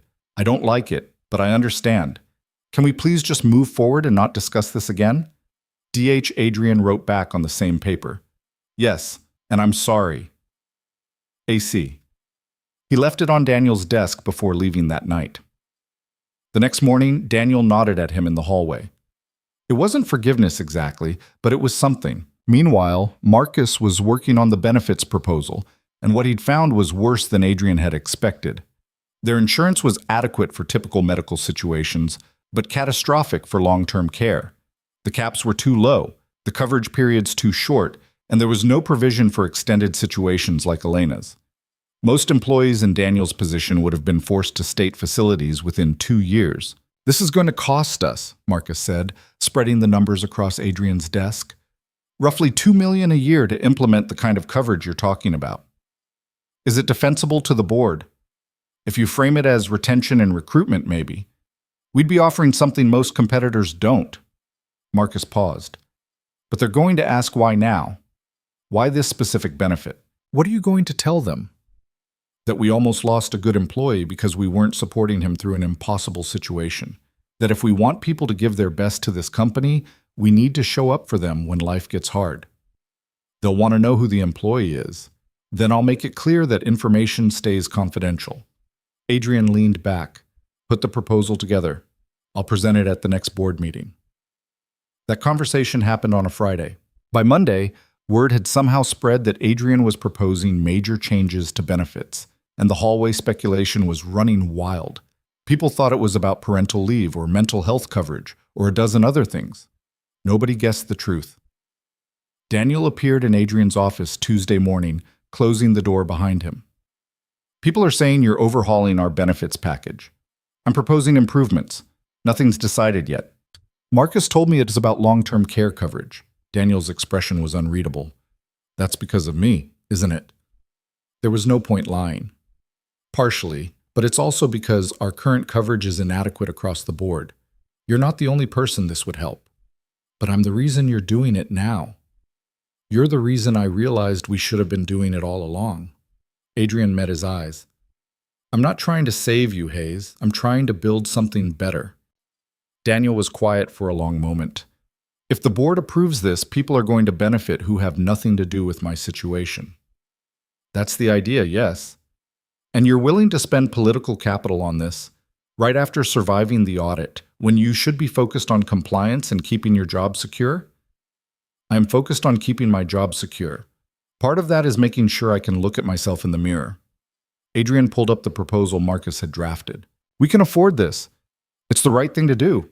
Those two facts don't conflict as often as people think they do. Daniel studied the numbers on Adrian's screen, his expression shifting through several emotions Adrian couldn't quite read.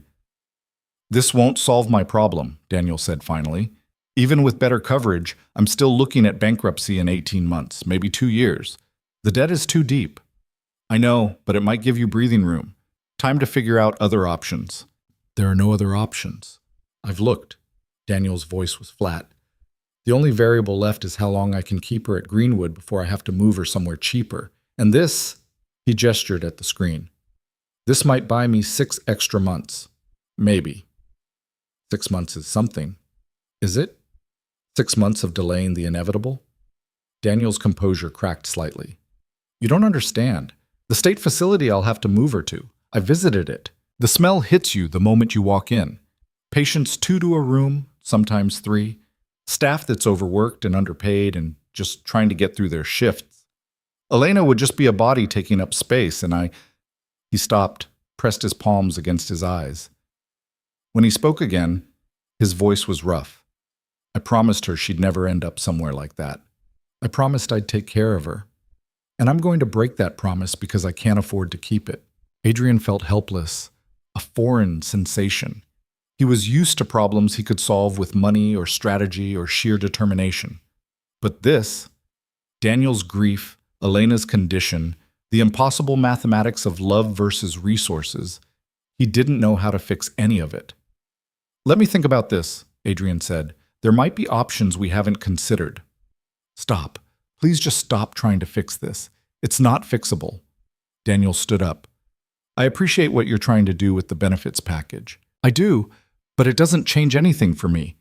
And I can't keep having this conversation. It hurts too much. He left before Adrian could respond. Through the glass wall, Adrian watched him return to his desk, watched him pull up his work and force himself to focus on it with that same iron discipline he brought to everything. The board meeting was scheduled for Friday.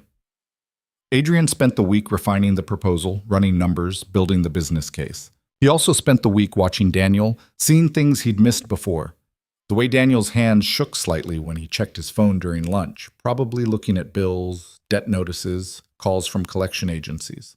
The way he sometimes just stopped mid-task and stared at nothing, lost in thoughts Adrian could only imagine. The careful way he packed his lunch, never buying food from the cafeteria, every penny accounted for. On Wednesday, Adrian was working late when his phone rang. Marcus, you need to come down to the 32nd floor, now. What happened? Just come down. Adrian found a small crowd gathered around Daniel's desk. Daniel was sitting there, very still, staring at his computer screen. His face was completely white. What's going on? Adrian asked. Marcus pulled him aside. His insurance company just denied coverage for Elena's care, retroactively. They're saying the treatment is experimental and not medically necessary. They can't do that. She's been there 5 years. They can and they did. Daniel just got the email. They're demanding repayment of the last 6 months of coverage. We're talking about $150,000, maybe more. Adrian felt cold. Where is he supposed to get that kind of money? He's not. That's the point. They're probably hoping he'll just move her to state care and the problem goes away. Adrian pushed through the crowd to Daniel's desk. Daniel looked up at him, and Adrian had never seen anyone look so defeated. Hayes, I need to make some calls. Daniel's voice sounded distant, mechanical. I need to contact a lawyer or talk to the insurance company or I don't know what to do. Come to my office. We'll figure this out. There's nothing to figure out. I don't have $150,000. I don't have $15,000. I have negative money. Daniel laughed, high and brittle. This is it. This is how it ends. Not because she died, but because I couldn't afford to keep my promise. Adrian made a decision. Marcus, clear my schedule for the rest of the day. Hayes, you're coming with me. Where? To talk to someone who deals with medical insurance disputes. A lawyer. I can't afford a lawyer. I can. Come on.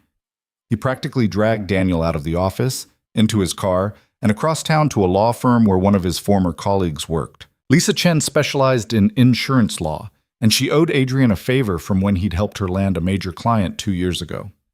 She listened to Daniel's situation with growing outrage, reviewing the denial letter on her tablet.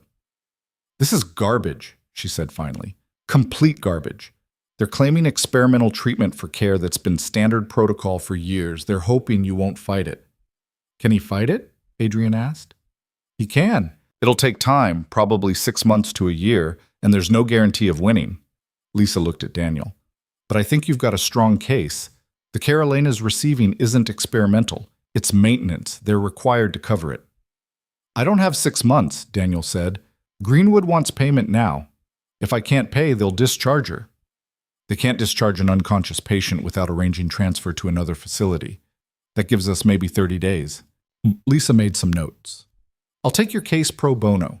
Consider it my contribution to fighting insurance company bullshit. After they left, Daniel sat in Adrian's car staring straight ahead. Why are you doing this? He asked. Because it's the right thing to do. No, why are you really doing this? You barely know me. My personal problems aren't your responsibility. Adrian started the car but didn't drive yet. Do you remember what you said to me the other day? About how I'm a good boss because I care about getting things right. Yes. Well, this isn't right. What the insurance company is doing, what our benefits system allows to happen, the way we expect people to choose between keeping their jobs and keeping their promises, none of it is right. And I can't fix all of it, but I can try to fix this one thing. Even if it costs you? What's it costing me? Money I can afford? Some political capital? That's nothing compared to what you're dealing with.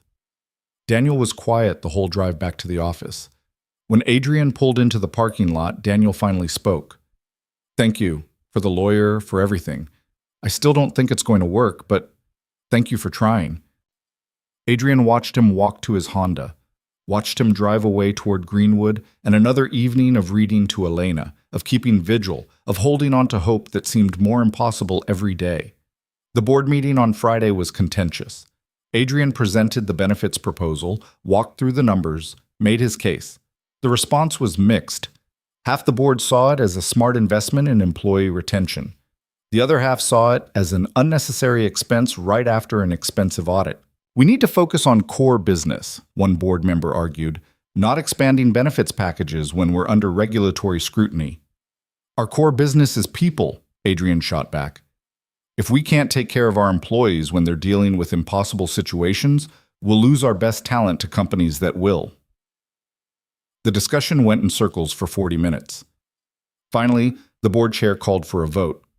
It passed, but barely, 5-4. Adrian left the meeting feeling hollow. He'd won, but not by enough to feel good about it. And it didn't matter anyway because Daniel's situation was deteriorating faster than any benefits package could address. Over the weekend, he couldn't stop thinking about it. On Saturday, he drove past Greenwood 3 times without stopping, wrestling with whether visiting Daniel would be supportive or invasive. On Sunday, he went to Jennifer's house for dinner and ended up telling her everything. So you've got a lawyer fighting the insurance company, you've pushed through a new benefits package, and you're still trying to figure out how to help this guy? Jennifer cut vegetables with more force than necessary. Adrian, at some point you need to ask yourself what you're really doing here. I'm trying to help someone who needs it. Or you're trying to save someone because you feel guilty about invading their privacy. Or you're trying to prove something to yourself about what kind of person you are. She set down the knife and looked at him. I'm not saying your motives are bad. I'm saying they're complicated, and you need to be honest about that. What if I told you I think I'm in love with what he has? Not with him, but with the kind of love he's living, the commitment, the certainty. Then I'd say you're romanticizing something that's actually just incredibly sad. Adrian, this man's wife, has been unconscious for 5 years. He's bankrupting himself, destroying his career prospects, and isolating himself from everyone. That's not beautiful. That's tragic. But he chose it. He could walk away any time, and he doesn't. Because he made a promise. But promises can be renegotiated when circumstances change. That's what the sickness and health part means. You care for each other as you're able. Nobody expects you to destroy yourself in the process. Daniel does. Then maybe Daniel needs therapy more than he needs a lawyer. Jennifer's voice softened. Look, I get it. You're watching someone demonstrate a kind of love you've never experienced, and it's making you question everything about your own life. But you can't fix this for him, and you shouldn't try. All you can do is offer support and then let him make his own choices. Monday morning brought new problems.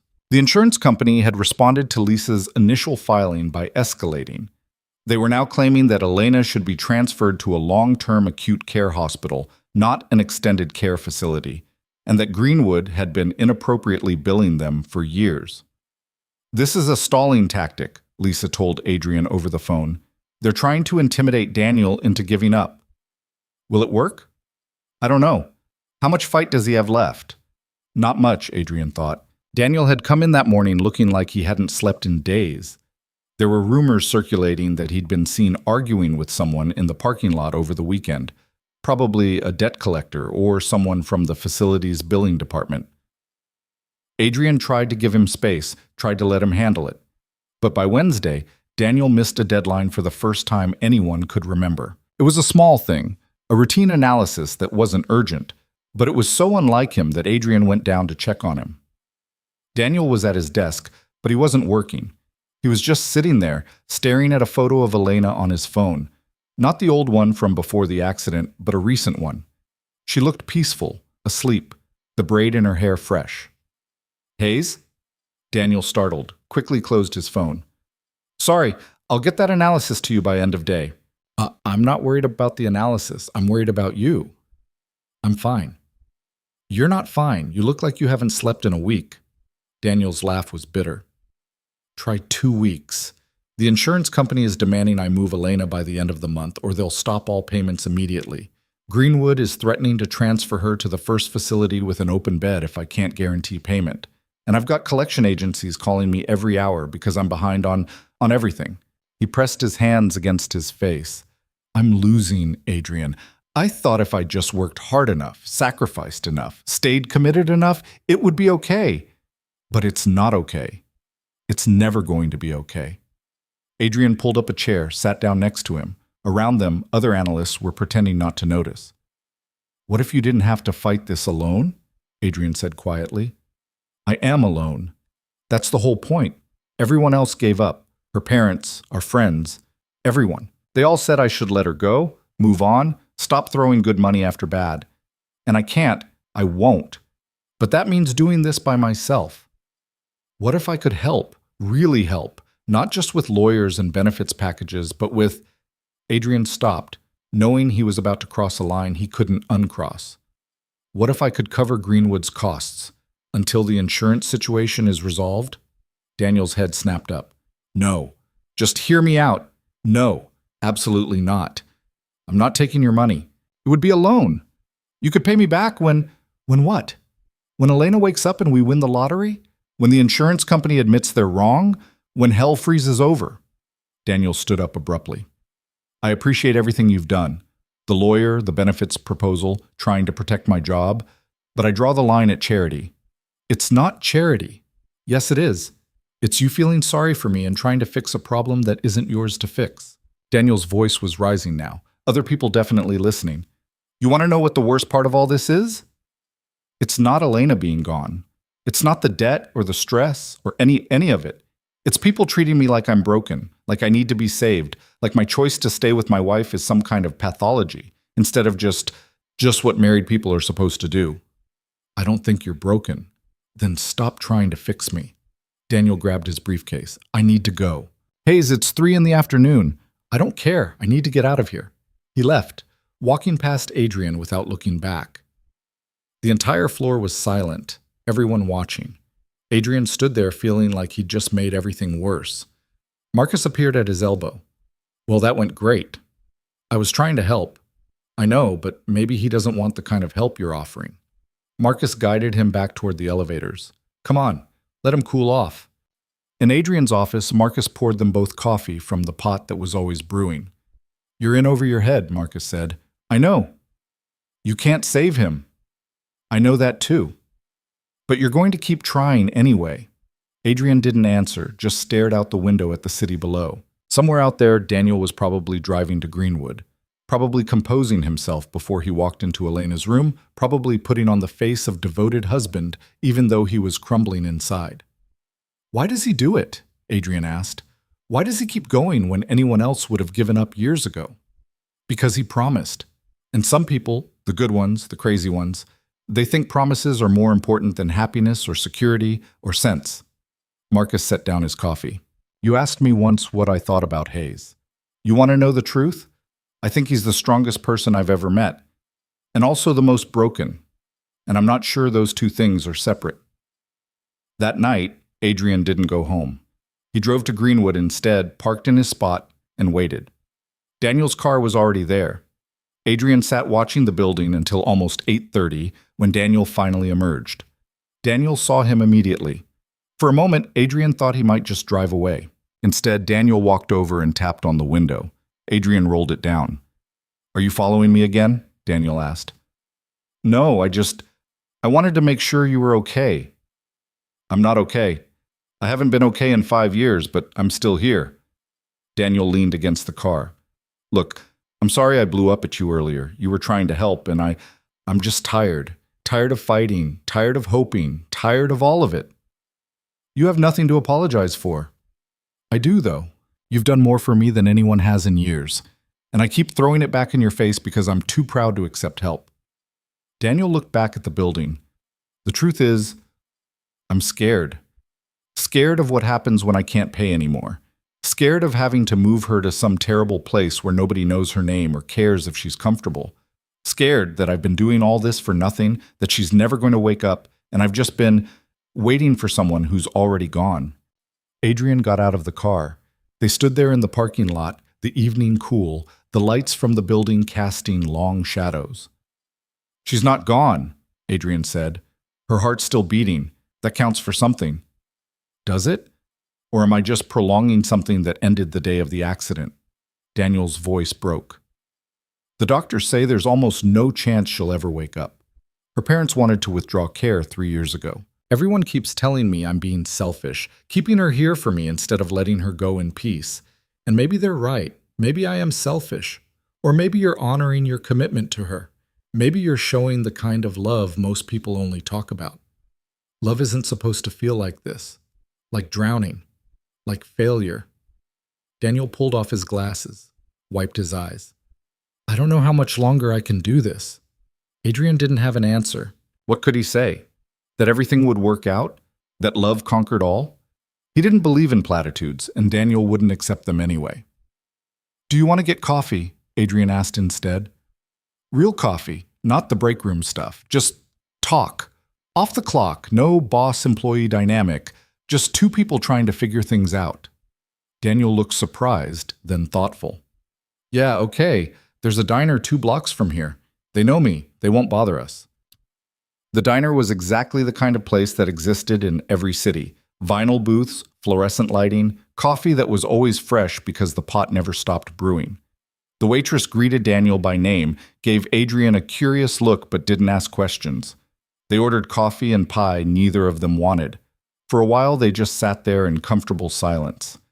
Can I ask you something? Daniel said finally. Why did you become CFO? What made you want this career? Adrian thought about it. Honestly, I liked the idea of being the youngest person to achieve something. I liked the respect that came with the title. I liked feeling like I'd made it. And now that you have it? Now I'm not sure what I was trying to make it to. It's just more work, more problems, more pressure. I thought getting here would feel like arriving somewhere, but it just feels like a different kind of running. As Daniel nodded slowly. I used to be ambitious like you. Had a 5-year plan, a 10-year plan. Elena and I were going to buy a bigger house, have kids, travel. I was going to make partner at my old firm by 40. Then the accident happened, and all those plans just evaporated, and I had to figure out what mattered when nothing was going according to plan. And what did you figure out? That showing up is more important than succeeding. That keeping your word is more important than keeping your schedule. That love isn't about grand gestures. It's about the small, boring, everyday choice to stay when leaving would be easier. They talked for 2 hours, the conversation ranging from work to family to what they'd wanted to be as kids. Adrian learned that Daniel had wanted to be a teacher before practical concerns pushed him toward finance. That he and Elena had met in college, both working the same coffee shop, bonding over shared exhaustion and bad customers. That their wedding had been small and perfect, just family and close friends, dancing in someone's backyard until midnight. She is the best person I know, Daniel said, stirring his coffee absently, patient and kind and funny in this quiet way that most people missed. She saw good in everyone, even people who didn't deserve it, including me. Why do you say that? Because I'm not naturally patient or kind. I'm rigid and controlling, and I like rules. Elena balanced that out. Made me better. Daniel smiled sadly. Everyone thinks I'm staying with her out of obligation, but that's not it. I'm staying because life without her is just less color, less joy, less meaning. Even like this, even when she can't talk or respond, being with her is better than being without her. Adrian felt something shift in his chest, a fundamental understanding clicking into place. This wasn't about duty or promises or moral superiority. This was about Daniel choosing the life he wanted to live, even when that life looked nothing like what anyone else would choose. I don't think I've ever loved anyone like that, Adrian admitted. I've dated, had relationships, but I've never felt like someone was so essential to me that I'd rebuild my whole life around them. It's not for everyone, and it's not as romantic as it sounds. Most days it's just hard. But it's my hard, you know? It's the life I chose, and I don't regret it. They left the diner close to midnight. In the parking lot, Daniel extended his hand. Thanks for listening, for not judging, for everything. Adrian shook his hand, then pulled him into a brief, awkward hug. If you change your mind about the help, I won't, but I appreciate the offer. Adrian drove home feeling like he'd crossed some invisible threshold. They weren't just boss and employee anymore. They weren't even just acquaintances. They were something. Friends, maybe, though that word felt inadequate for what had just passed between them. The next week, the insurance situation got worse. The company denied Lisa's appeal and escalated their demands. Greenwood sent Daniel a final notice, payment in full by the end of the month, or they'd begin discharge proceedings. Daniel stopped eating lunch, stopped talking to anyone unless directly asked a question, came in early, left exactly on time, and existed in some private hell Adrian could only witness from a distance. On Friday, Adrian made another decision. He called the billing department at Greenwood. This is Adrian Cole. I'm calling regarding patient Elena Hayes, room 117. Are you family? I'm a friend.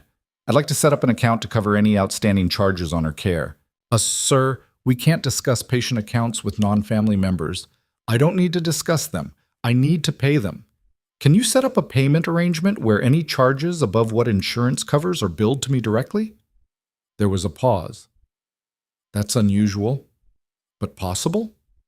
Technically, yes, but we'd need the patient's power of attorney to authorize.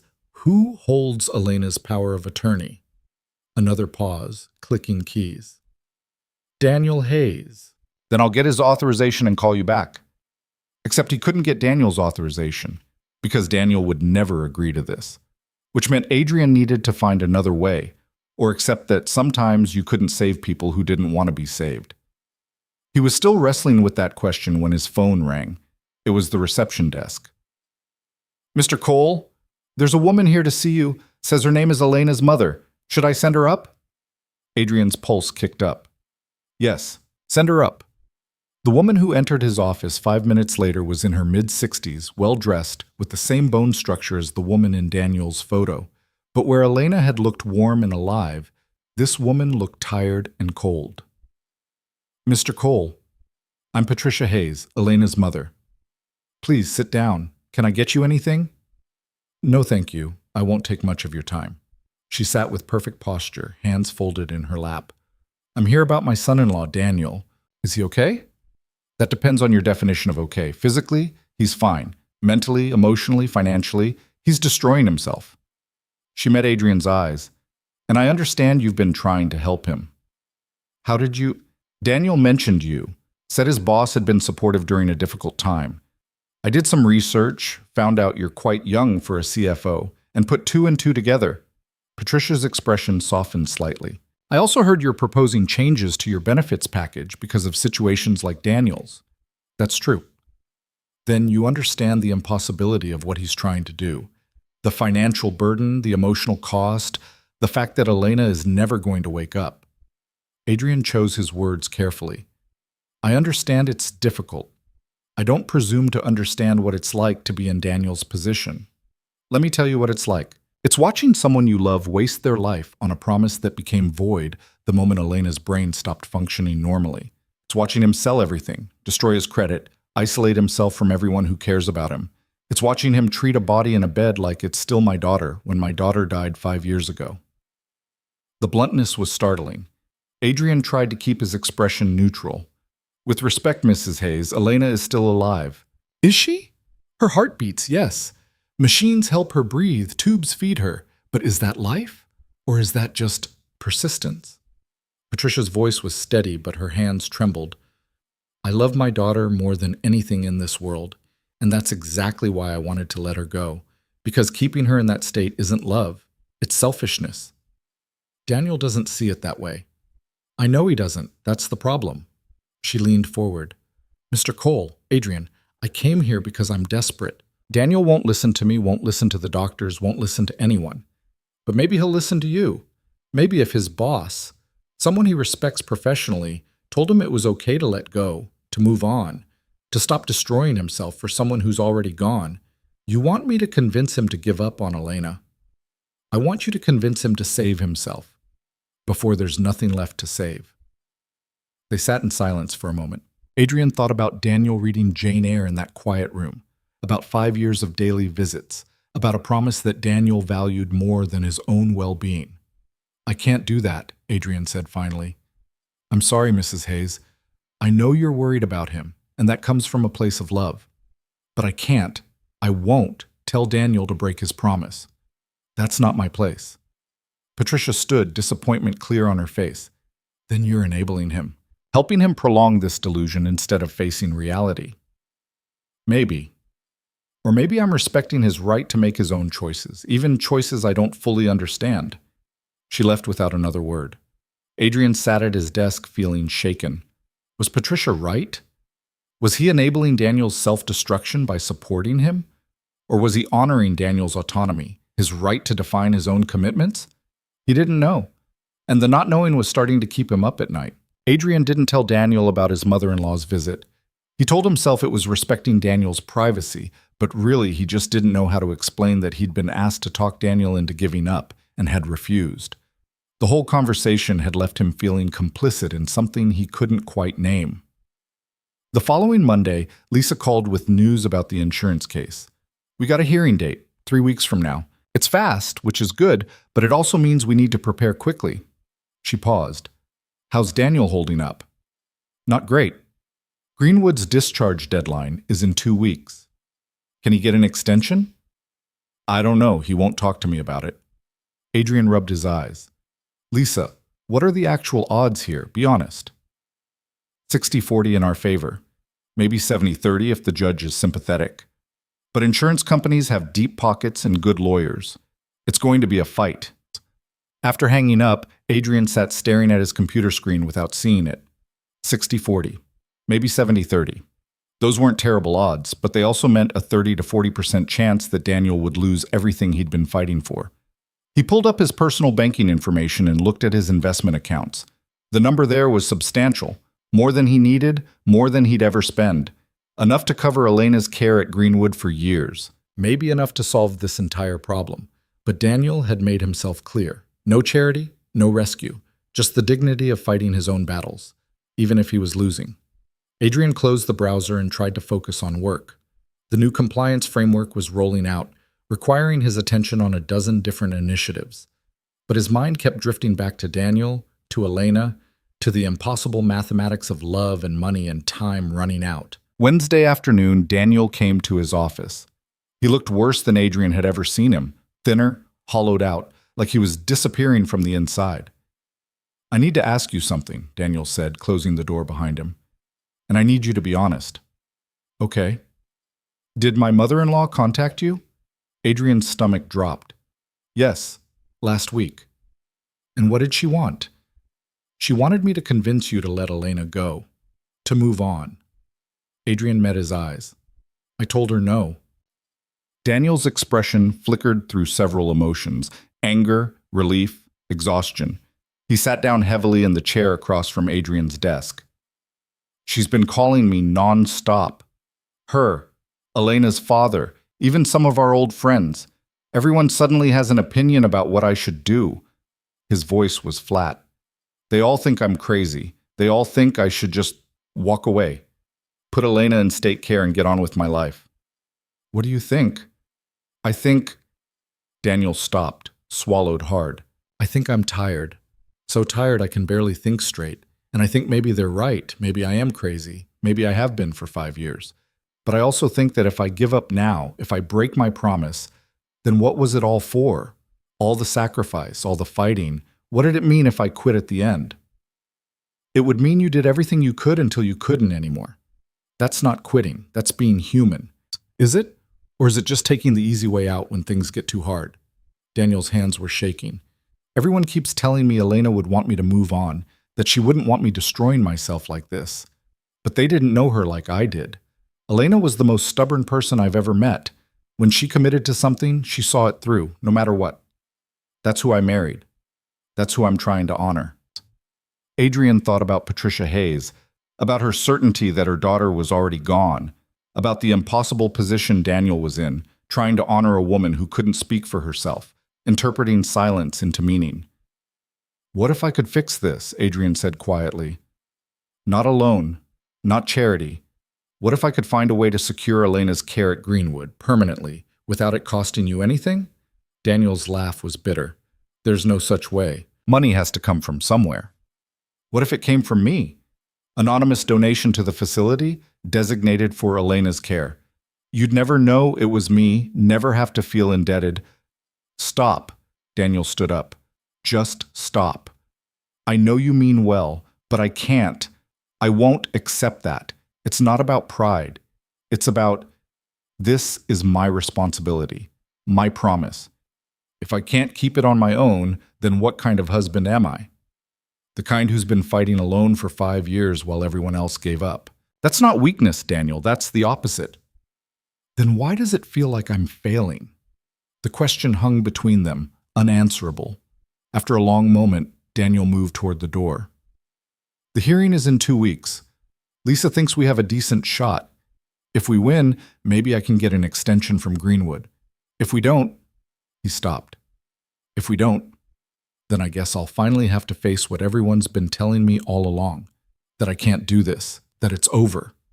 After he left, Adrian sat in his office as the afternoon light faded, thinking about promises and when they expired, thinking about love that persisted past all logic and reason, thinking about what it meant to witness someone's devotion and be changed by it. He pulled up his phone and called Marcus. I need you to help me with something. And you're going to tell me it's a bad idea, but I need you to do it anyway. Oh, good. Those always end well. I want to set up an anonymous endowment for Greenwood Extended Care, large enough to cover one patient's care for, let's say, 10 years. But it has to be completely untraceable. No connection to me or the company. Marcus was quiet for a long moment. Adrian, if Hayes finds out, he won't. That's the point. Can you do it? I can. But I really think you should reconsider. I've been reconsidering for weeks. Now I'm doing something. Can you help me or not? Yeah, I can help you. Give me a few days. 3 days later, Marcus had it set up. A private foundation, technically Adrian's, but structured through enough layers that even a forensic accountant would have trouble connecting the dots. The donation to Greenwood was generous enough to raise eyebrows, but not so large as to trigger suspicion. It was designated for catastrophic care situations with Elena Hayes as the first recipient. This is either the kindest thing you've ever done or the most manipulative, Marcus said, handing Adrian the final paperwork. I genuinely can't tell which. Maybe it's both. What happens when Daniel finds out? He won't. And if he does, Adrian signed the documents. Then I'll deal with it. The day of the insurance hearing arrived with cold rain and gray skies. Lisa had asked if Adrian wanted to attend for moral support, but he'd declined. This was Daniel's fight, and showing up felt like an invasion. Instead, he stayed at the office, pretending to work while checking his phone every 5 minutes. The call came at 2:47 p.m. We won, Lisa said, and Adrian could hear the smile in her voice. Judge ruled that the insurance company's denial was made in bad faith, ordered them to reinstate coverage retroactively, and fined them for the delay. Daniel's back pay is going to cover most of his outstanding debts. Relief flooded through Adrian so intensely he had to sit down. That's incredible. It's a good day. A really good day. Daniel's still here with me. I think he's in shock. You want to talk to him? No, just tell him congratulations. Tell him I'm happy for him. But Daniel must have taken the phone because suddenly his voice was on the line. Adrian? Hey, Lisa told me. That's amazing news. I can't believe it. I was so sure we'd lose, so sure that this was it. And then Daniel's voice cracked. I get to keep her at Greenwood. I can pay off the debts. I can breathe for the first time in months. You deserve this. You fought so hard. I couldn't have done it without you. The lawyer, the support, everything. I know I said I didn't want help, but thank you. Really, thank you. After they hung up, Adrian sat in his office watching the rain, feeling something settle in his chest. He'd helped. Not in the grand, dramatic way he'd wanted to, but in small, concrete ways that had actually made a difference. And he'd learned something about himself in the process.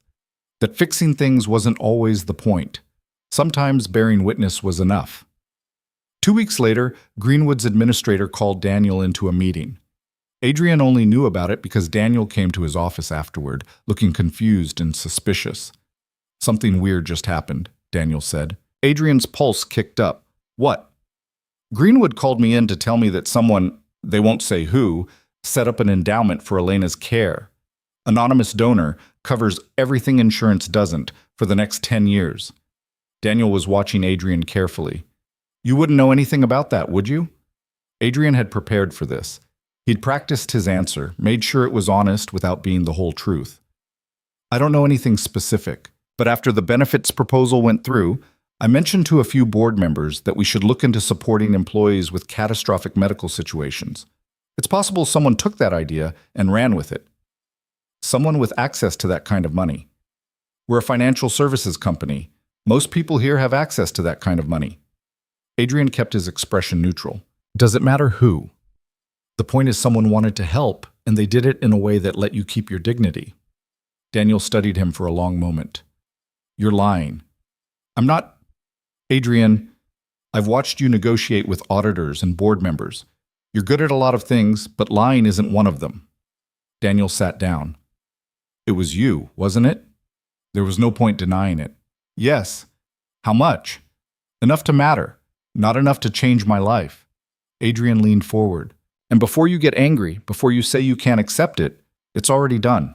The money's in the foundation, the arrangements are made. You can't give it back because it was never directly to you.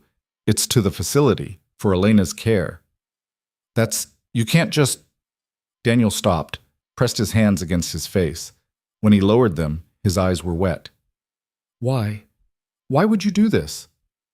Because you showed me what it looks like to keep a promise, to choose love over everything else. And I can't do that. I don't have anyone to make that choice for, but I can make sure you're able to keep doing it. That felt worth something. Daniel was quiet for a long time. When he spoke, his voice was rough. I told you I didn't want charity. I know. I told you I needed to do this myself. I know that too. And you did it anyway. Yes. Daniel laughed, wet and broken. I should be angry. I should tell you to take it back, that this crosses every line. But I can't, because for the first time in 5 years, I don't have to choose between keeping my promise and keeping myself afloat. And that. His voice broke. That's everything. They sat in silence, the weight of what had passed between them settling into something new. Not friendship exactly, but something deeper. A recognition, maybe. An acknowledgement that they'd both been changed by this. I don't know how to thank you, Daniel said finally. You don't have to. Just keep showing up. Keep being the person who doesn't quit. That's enough. Over the next few months, something shifted at CFG. The new benefits package rolled out, and 3 employees came forward with situations they'd been hiding: a parent with Alzheimer's, a child with a rare disease, a spouse with severe mental illness. Adrian worked with HR to connect them with resources, to make sure they had the support they needed. Daniel stayed at his analyst role, still leaving at 5:30, still visiting Elena every evening. But he looked different now, less haggard, less haunted. He smiled occasionally. He joined the team for lunch sometimes. He even stayed until 6 o'clock one evening to help a junior analyst with a complicated problem, calling Greenwood to let them know he'd be late. "I can be flexible when it's my choice," he told Adrian the next day. "When I'm not drowning, when I can actually think clearly." The rigidity was survival, not preference. Adrian noticed other changes too. People at the company started treating each other differently, looking out for each other in small ways. The culture shifted from competition to something more collaborative, more human. Marcus called it the Hayes effect, one person's visible struggle making everyone else more aware of the invisible battles around them. 8 months after the insurance hearing, on a Tuesday evening, Adrian was working late when his phone rang. Daniel's number. "Adrian, are you still at the office?" "Yeah, why?" Can you come to Greenwood? Now?" Adrian's stomach dropped. "What happened? Is Elena—" "Just come. Please. I can't. I need you to see this." Adrian grabbed his keys and drove faster than he should have, his mind racing through worst-case scenarios. When he reached Greenwood, he found Daniel in the hallway outside Elena's room, looking shell-shocked. "What's wrong?" "Nothing's wrong. Something's different." Daniel grabbed his arm. "Come see." In the room, Elena looked the same as always, still, peaceful, surrounded by equipment. Except Adrian noticed immediately what was different. Her eyes were open. Not staring blankly, but tracking, following movement. "She's been like this for an hour," Daniel said, his voice shaking. "I came in for my usual visit, started reading, and then I saw her eyes were open, and when I moved, they moved, like she's seeing me." Adrian felt chills run down his spine. "Have you called the doctor?" "She's on her way, but Adrian, in 5 years, this has never happened. Her eyes have opened before, but never like this. Never tracking, never." Daniel moved to the bedside and Elena's eyes followed him. "Baby? Can you hear me? If you can hear me, try to blink." Nothing, but her eyes stayed on his face, present in a way Adrian had never seen before. Dr. Chen arrived 20 minutes later, a neurologist Adrian had never met. She ran a series of tests, shining lights in Elena's eyes, checking reflexes, speaking to her in calm, measured tones. Daniel stood against the wall, arms wrapped around himself like he was holding his body together by force of will. "This is significant," Dr. Chen said finally. "I can't make any promises, but this kind of tracking behavior, this awareness, it's the most responsiveness we've seen since the accident." "What does it mean?" Daniel asked. "It could mean her brain is healing, slowly, in ways we can't predict. Or it could be temporary, a brief window that closes again. We'll need to monitor her closely, run more tests, but Mr. Hayes," she smiled, "this is good, this is really good." After she left, Daniel sank into his usual chair, staring at Elena like he was afraid to look away, afraid she'd disappear if he did. 5 years, he whispered. 5 years of everyone telling me to give up, and now this. Adrian pulled up another chair. "She's still here. You were right all along." "I wasn't right. I was just stubborn, refusing to accept what everyone said was inevitable." Daniel reached for Elena's hand. But maybe that's what she needed, someone too stubborn to let go. They sat there together as evening turned to night, watching Elena's eyes track movement, watching her fingers twitch occasionally, watching tiny signs of the person she'd been fighting her way back to consciousness. Around 10 p.m., a nurse came in to check vitals. She saw Adrian and raised an eyebrow. "You're here late." "Special circumstances," Adrian said. "He's my boss," Daniel explained, "and my friend. He's the one who—" He stopped, emotion overwhelming him. "He's the reason she's still here. The reason I didn't have to give up." The nurse smiled. "Then I'm glad he came." Adrian left around midnight, leaving Daniel to his vigil. Driving home, he felt something he hadn't felt in years. Not accomplishment or achievement, but simple, uncomplicated joy. Joy that Daniel's faith had been rewarded. Joy that love had persisted past all reason and logic and been proven right. Over the next 3 weeks, Elena's improvement was slow but steady. The eye tracking became more consistent.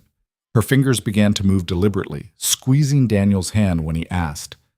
Small sounds emerged from her throat, not words yet, but attempts at communication. Daniel was transformed. The exhaustion was still there. He was spending even more time at Greenwood now, racing there the moment work ended, often staying until the nurses made him leave. But it was different exhaustion, lit from within by hope instead of ground down by despair. I'm scared, he told Adrian one afternoon. They'd fallen into a routine of coffee breaks, Daniel updating him on Elena's progress. I'm terrified that I'm going to wake up, and this will have been a dream, or that she'll plateau, that this is as far as she gets. The doctor keeps warning me not to expect too much too fast. But she's improving. She is. Yesterday she said my name. Just Daniel, barely audible, but she said it, and His voice broke. I'd forgotten what her voice sounded like. 5 years and I couldn't remember exactly how she said my name. But hearing it again, it was like finding something I didn't know I'd lost. Adrian felt his throat tighten. That's incredible, Daniel. The doctor says recovery could take years, that she might never be who she was before. Brain injuries are unpredictable. Daniel stared into his coffee. But I don't care. Even if this is all we get, even if she can only say a few words and track with her eyes, it's more than I thought I'd ever have again. It's a miracle. 4 months after that first eye movement, Elena spoke her first full sentence. Daniel called Adrian immediately, barely coherent with joy. She asked me what day it was. She looked at me and said, "What day is it?" Like she just woke up from a long nap. Daniel was crying and laughing simultaneously. Adrian, she's coming back. She's really coming back. The recovery was slow and nonlinear. Some days Elena was alert and present, able to have short conversations. Other days she seemed lost in confusion, not recognizing where she was or how much time had passed. The doctors warned Daniel repeatedly about managing expectations, about the long road ahead. But Daniel had been walking long roads for 5 years. This one, with hope at the end of it, felt easy by comparison. Adrian watched it all from a respectful distance, checking in regularly but not inserting himself into something that belonged to Daniel and Elena. He'd played his part. Now it was time to step back and let them rebuild whatever their life was going to be. The company continued its transformation. The benefits package was now being used by a dozen employees, the culture of support growing organically. Adrian felt like he was finally building something that mattered, something beyond quarterly earnings and shareholder value. He started dating someone, a lawyer he'd met through Lisa, someone who understood demanding careers and wasn't intimidated by his schedule. It wasn't the all-consuming love Daniel had for Elena, but it was real and good and growing. He made time for dinners, for weekends away, for conversations that went past midnight. Jennifer noticed the change immediately. "You seem different," she said at Sunday dinner. "Lighter, somehow." "I feel different, like I finally figured out what I was supposed to be doing with my life." "And what's that?" "Showing up, being present, choosing what matters over what's urgent." Adrian smiled. "Basically, everything Daniel's been trying to teach me for the past year." A year and a half after Elena's first eye movement, she was transferred to a rehabilitation facility. She could speak in full sentences now, though her memory had gaps and her cognitive processing was slower than before. She remembered Daniel, remembered loving him, remembered pieces of their life together.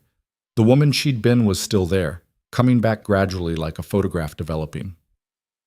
Daniel brought her to the office one afternoon, wanting to show her where he worked, to introduce her to the people who'd supported him through the impossible years. She was in a wheelchair, still building strength, but her eyes were bright and aware.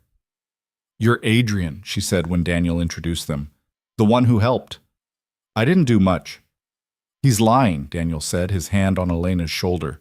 "He did everything. Gave me lawyers, changed company policy, kept me employed when I was barely functional, and—" He looked at Adrian. "He gave me hope when I was fresh out of it." Elena smiled, and Adrian saw what Daniel had been fighting for all these years. Not just a person, but the connection between them, the way they looked at each other like the rest of the world was background noise. "Thank you," Elena said simply, "for believing in him when everyone else gave up. I think he would have kept going even without me." "Maybe. But it helps, doesn't it? Having someone in your corner, Someone who sees your fight and doesn't tell you to quit. She squeezed Daniel's hand. I'm glad he had you. They stayed for an hour, Elena meeting the team, Daniel showing her his desk, both of them navigating this strange new normal together. When they left, Adrian stood at his window watching them help Elena into Daniel's car, the same beat-up Honda he'd been driving for years, still running despite everything. Marcus appeared at his elbow. Happy ending, he said. Not an ending, just a different chapter. But you're happy about how it turned out. Adrian thought about that. I'm happy I got to witness it. Happy I could help. Happy that sometimes the person who refuses to give up actually gets rewarded for it. You changed because of him, you know. You're not the same guy who took this job 2 years ago. No, I'm not. That guy thought success was about titles and salaries and achievements. Now I know it's about, he gestured vaguely, about being the kind of person who shows up, who keeps promises, who chooses love over convenience. Deep thoughts for a CFO. Maybe CFOs need deep thoughts. Maybe that's what's been missing. That evening, instead of working late like he would have 2 years ago, Adrian left at 5:30. He met his girlfriend for dinner, sat across from her without checking his phone, and talked about their days like it mattered. Because it did matter. Not in ways that would show up on a balance sheet or impress a board, but in ways that made life worth living. On the drive home, he passed Greenwood. Still there, still operating, still caring for people in impossible situations. He thought about Daniel reading Jane Eyre to an unconscious Elena, about 5 years of vigils that everyone said were pointless, about how the most important things we do are often the things that look like nothing to everyone else. 3 months later, Elena spoke at a company event, a fundraiser Adrian had organized for brain injury research. Her speech was halting, carefully prepared but powerful. I don't remember the accident, she said, gripping the podium for support. I don't remember the first 5 years after it, but I remember waking up, and the first thing I saw was my husband sitting next to my bed, holding my hand like he'd been there forever, which, it turns out, he had been. She looked at Daniel in the audience. Everyone told him to move on. Everyone said I was gone, but he didn't listen. He chose faith over logic, hope over evidence, love over everything else. And because of that choice, I got to come home. There wasn't a dry eye in the room. The fundraiser raised 3 times its goal, and Adrian watched Daniel stand next to Elena, supporting her when she got tired, looking at her like she'd hung the stars. Later, after most people had left, Daniel found Adrian. I need to tell you something. I've been thinking about it for months, trying to figure out how to say it. Daniel took a breath. You saved my life. Not just financially, though that too, but you saw me when I was invisible. You valued my commitment when everyone else saw it as weakness. You showed up when I was alone, and I don't know how to thank you for that. You already did. You showed me what actually matters. That's worth more than any thanks. Elena and I are moving to a smaller place, something manageable. The house we used to own is long gone, and we're starting over. But we wanted you to know, Daniel's voice was thick with emotion, that wherever we go, whatever we build, you're part of it. You're family now. Adrian felt something crack open in his chest, the last piece of the wall he'd built around himself, crumbling away. I'd like that, he said. I'd really like that. They stood there in the emptying event space, 2 men who'd started as boss and employee and become something neither of them had words for. Brothers, maybe. Or just witnesses to each other's becoming, to the process of figuring out who they wanted to be. Months turned into years. Elena's recovery continued, slow and imperfect. She never got back to exactly who she'd been before, but she became someone new, someone who understood the value of each day, who didn't take consciousness for granted, who loved her stubborn husband with the fierce gratitude of someone who'd been given an impossible second chance. Daniel stayed at CFG, eventually accepting a promotion when Adrian restructured the department to give him more responsibility without requiring the travel and hours he still couldn't do. He remained the best analyst in the building, but now he also mentored others, shared his knowledge, built relationships instead of just keeping his head down. Adrian built a life that felt like living instead of achieving. He married his girlfriend 2 years later, asked Daniel to be his best man, listened to him give a speech about faith and commitment that left everyone crying. He had a daughter who Daniel and Elena became aunt and uncle to, who called them family even though there was no blood connection. And sometimes, on quiet evenings when Adrian was driving home from work at a reasonable hour, he'd pass Greenwood and think about the man he used to be. The one who thought success was about climbing higher, earning more, achieving bigger. The one who couldn't understand why anyone would choose anything over advancement. He was grateful that man had met Daniel Hayes. Grateful for the education and what it meant to love something more than yourself. Grateful for the reminder that promises weren't just words, that showing up mattered, that sometimes the most important thing you could do was simply refuse to quit. The world kept turning. Companies rose and fell, markets fluctuated. People chased success and power and all the things Adrian had once thought mattered most. But in quiet moments, in the life he'd built, Adrian knew he'd found something better. Not perfect. Nothing ever was. But real. Honest. Worth keeping. And in the end, that was all anyone could hope for. Not a fairy tale. Just the commitment to show up day after day and keep trying. Keep loving. Keep believing that the promises we make to each other are the things that actually last. Daniel had taught him that, and Adrian would spend the rest of his life proving he'd learned the lesson.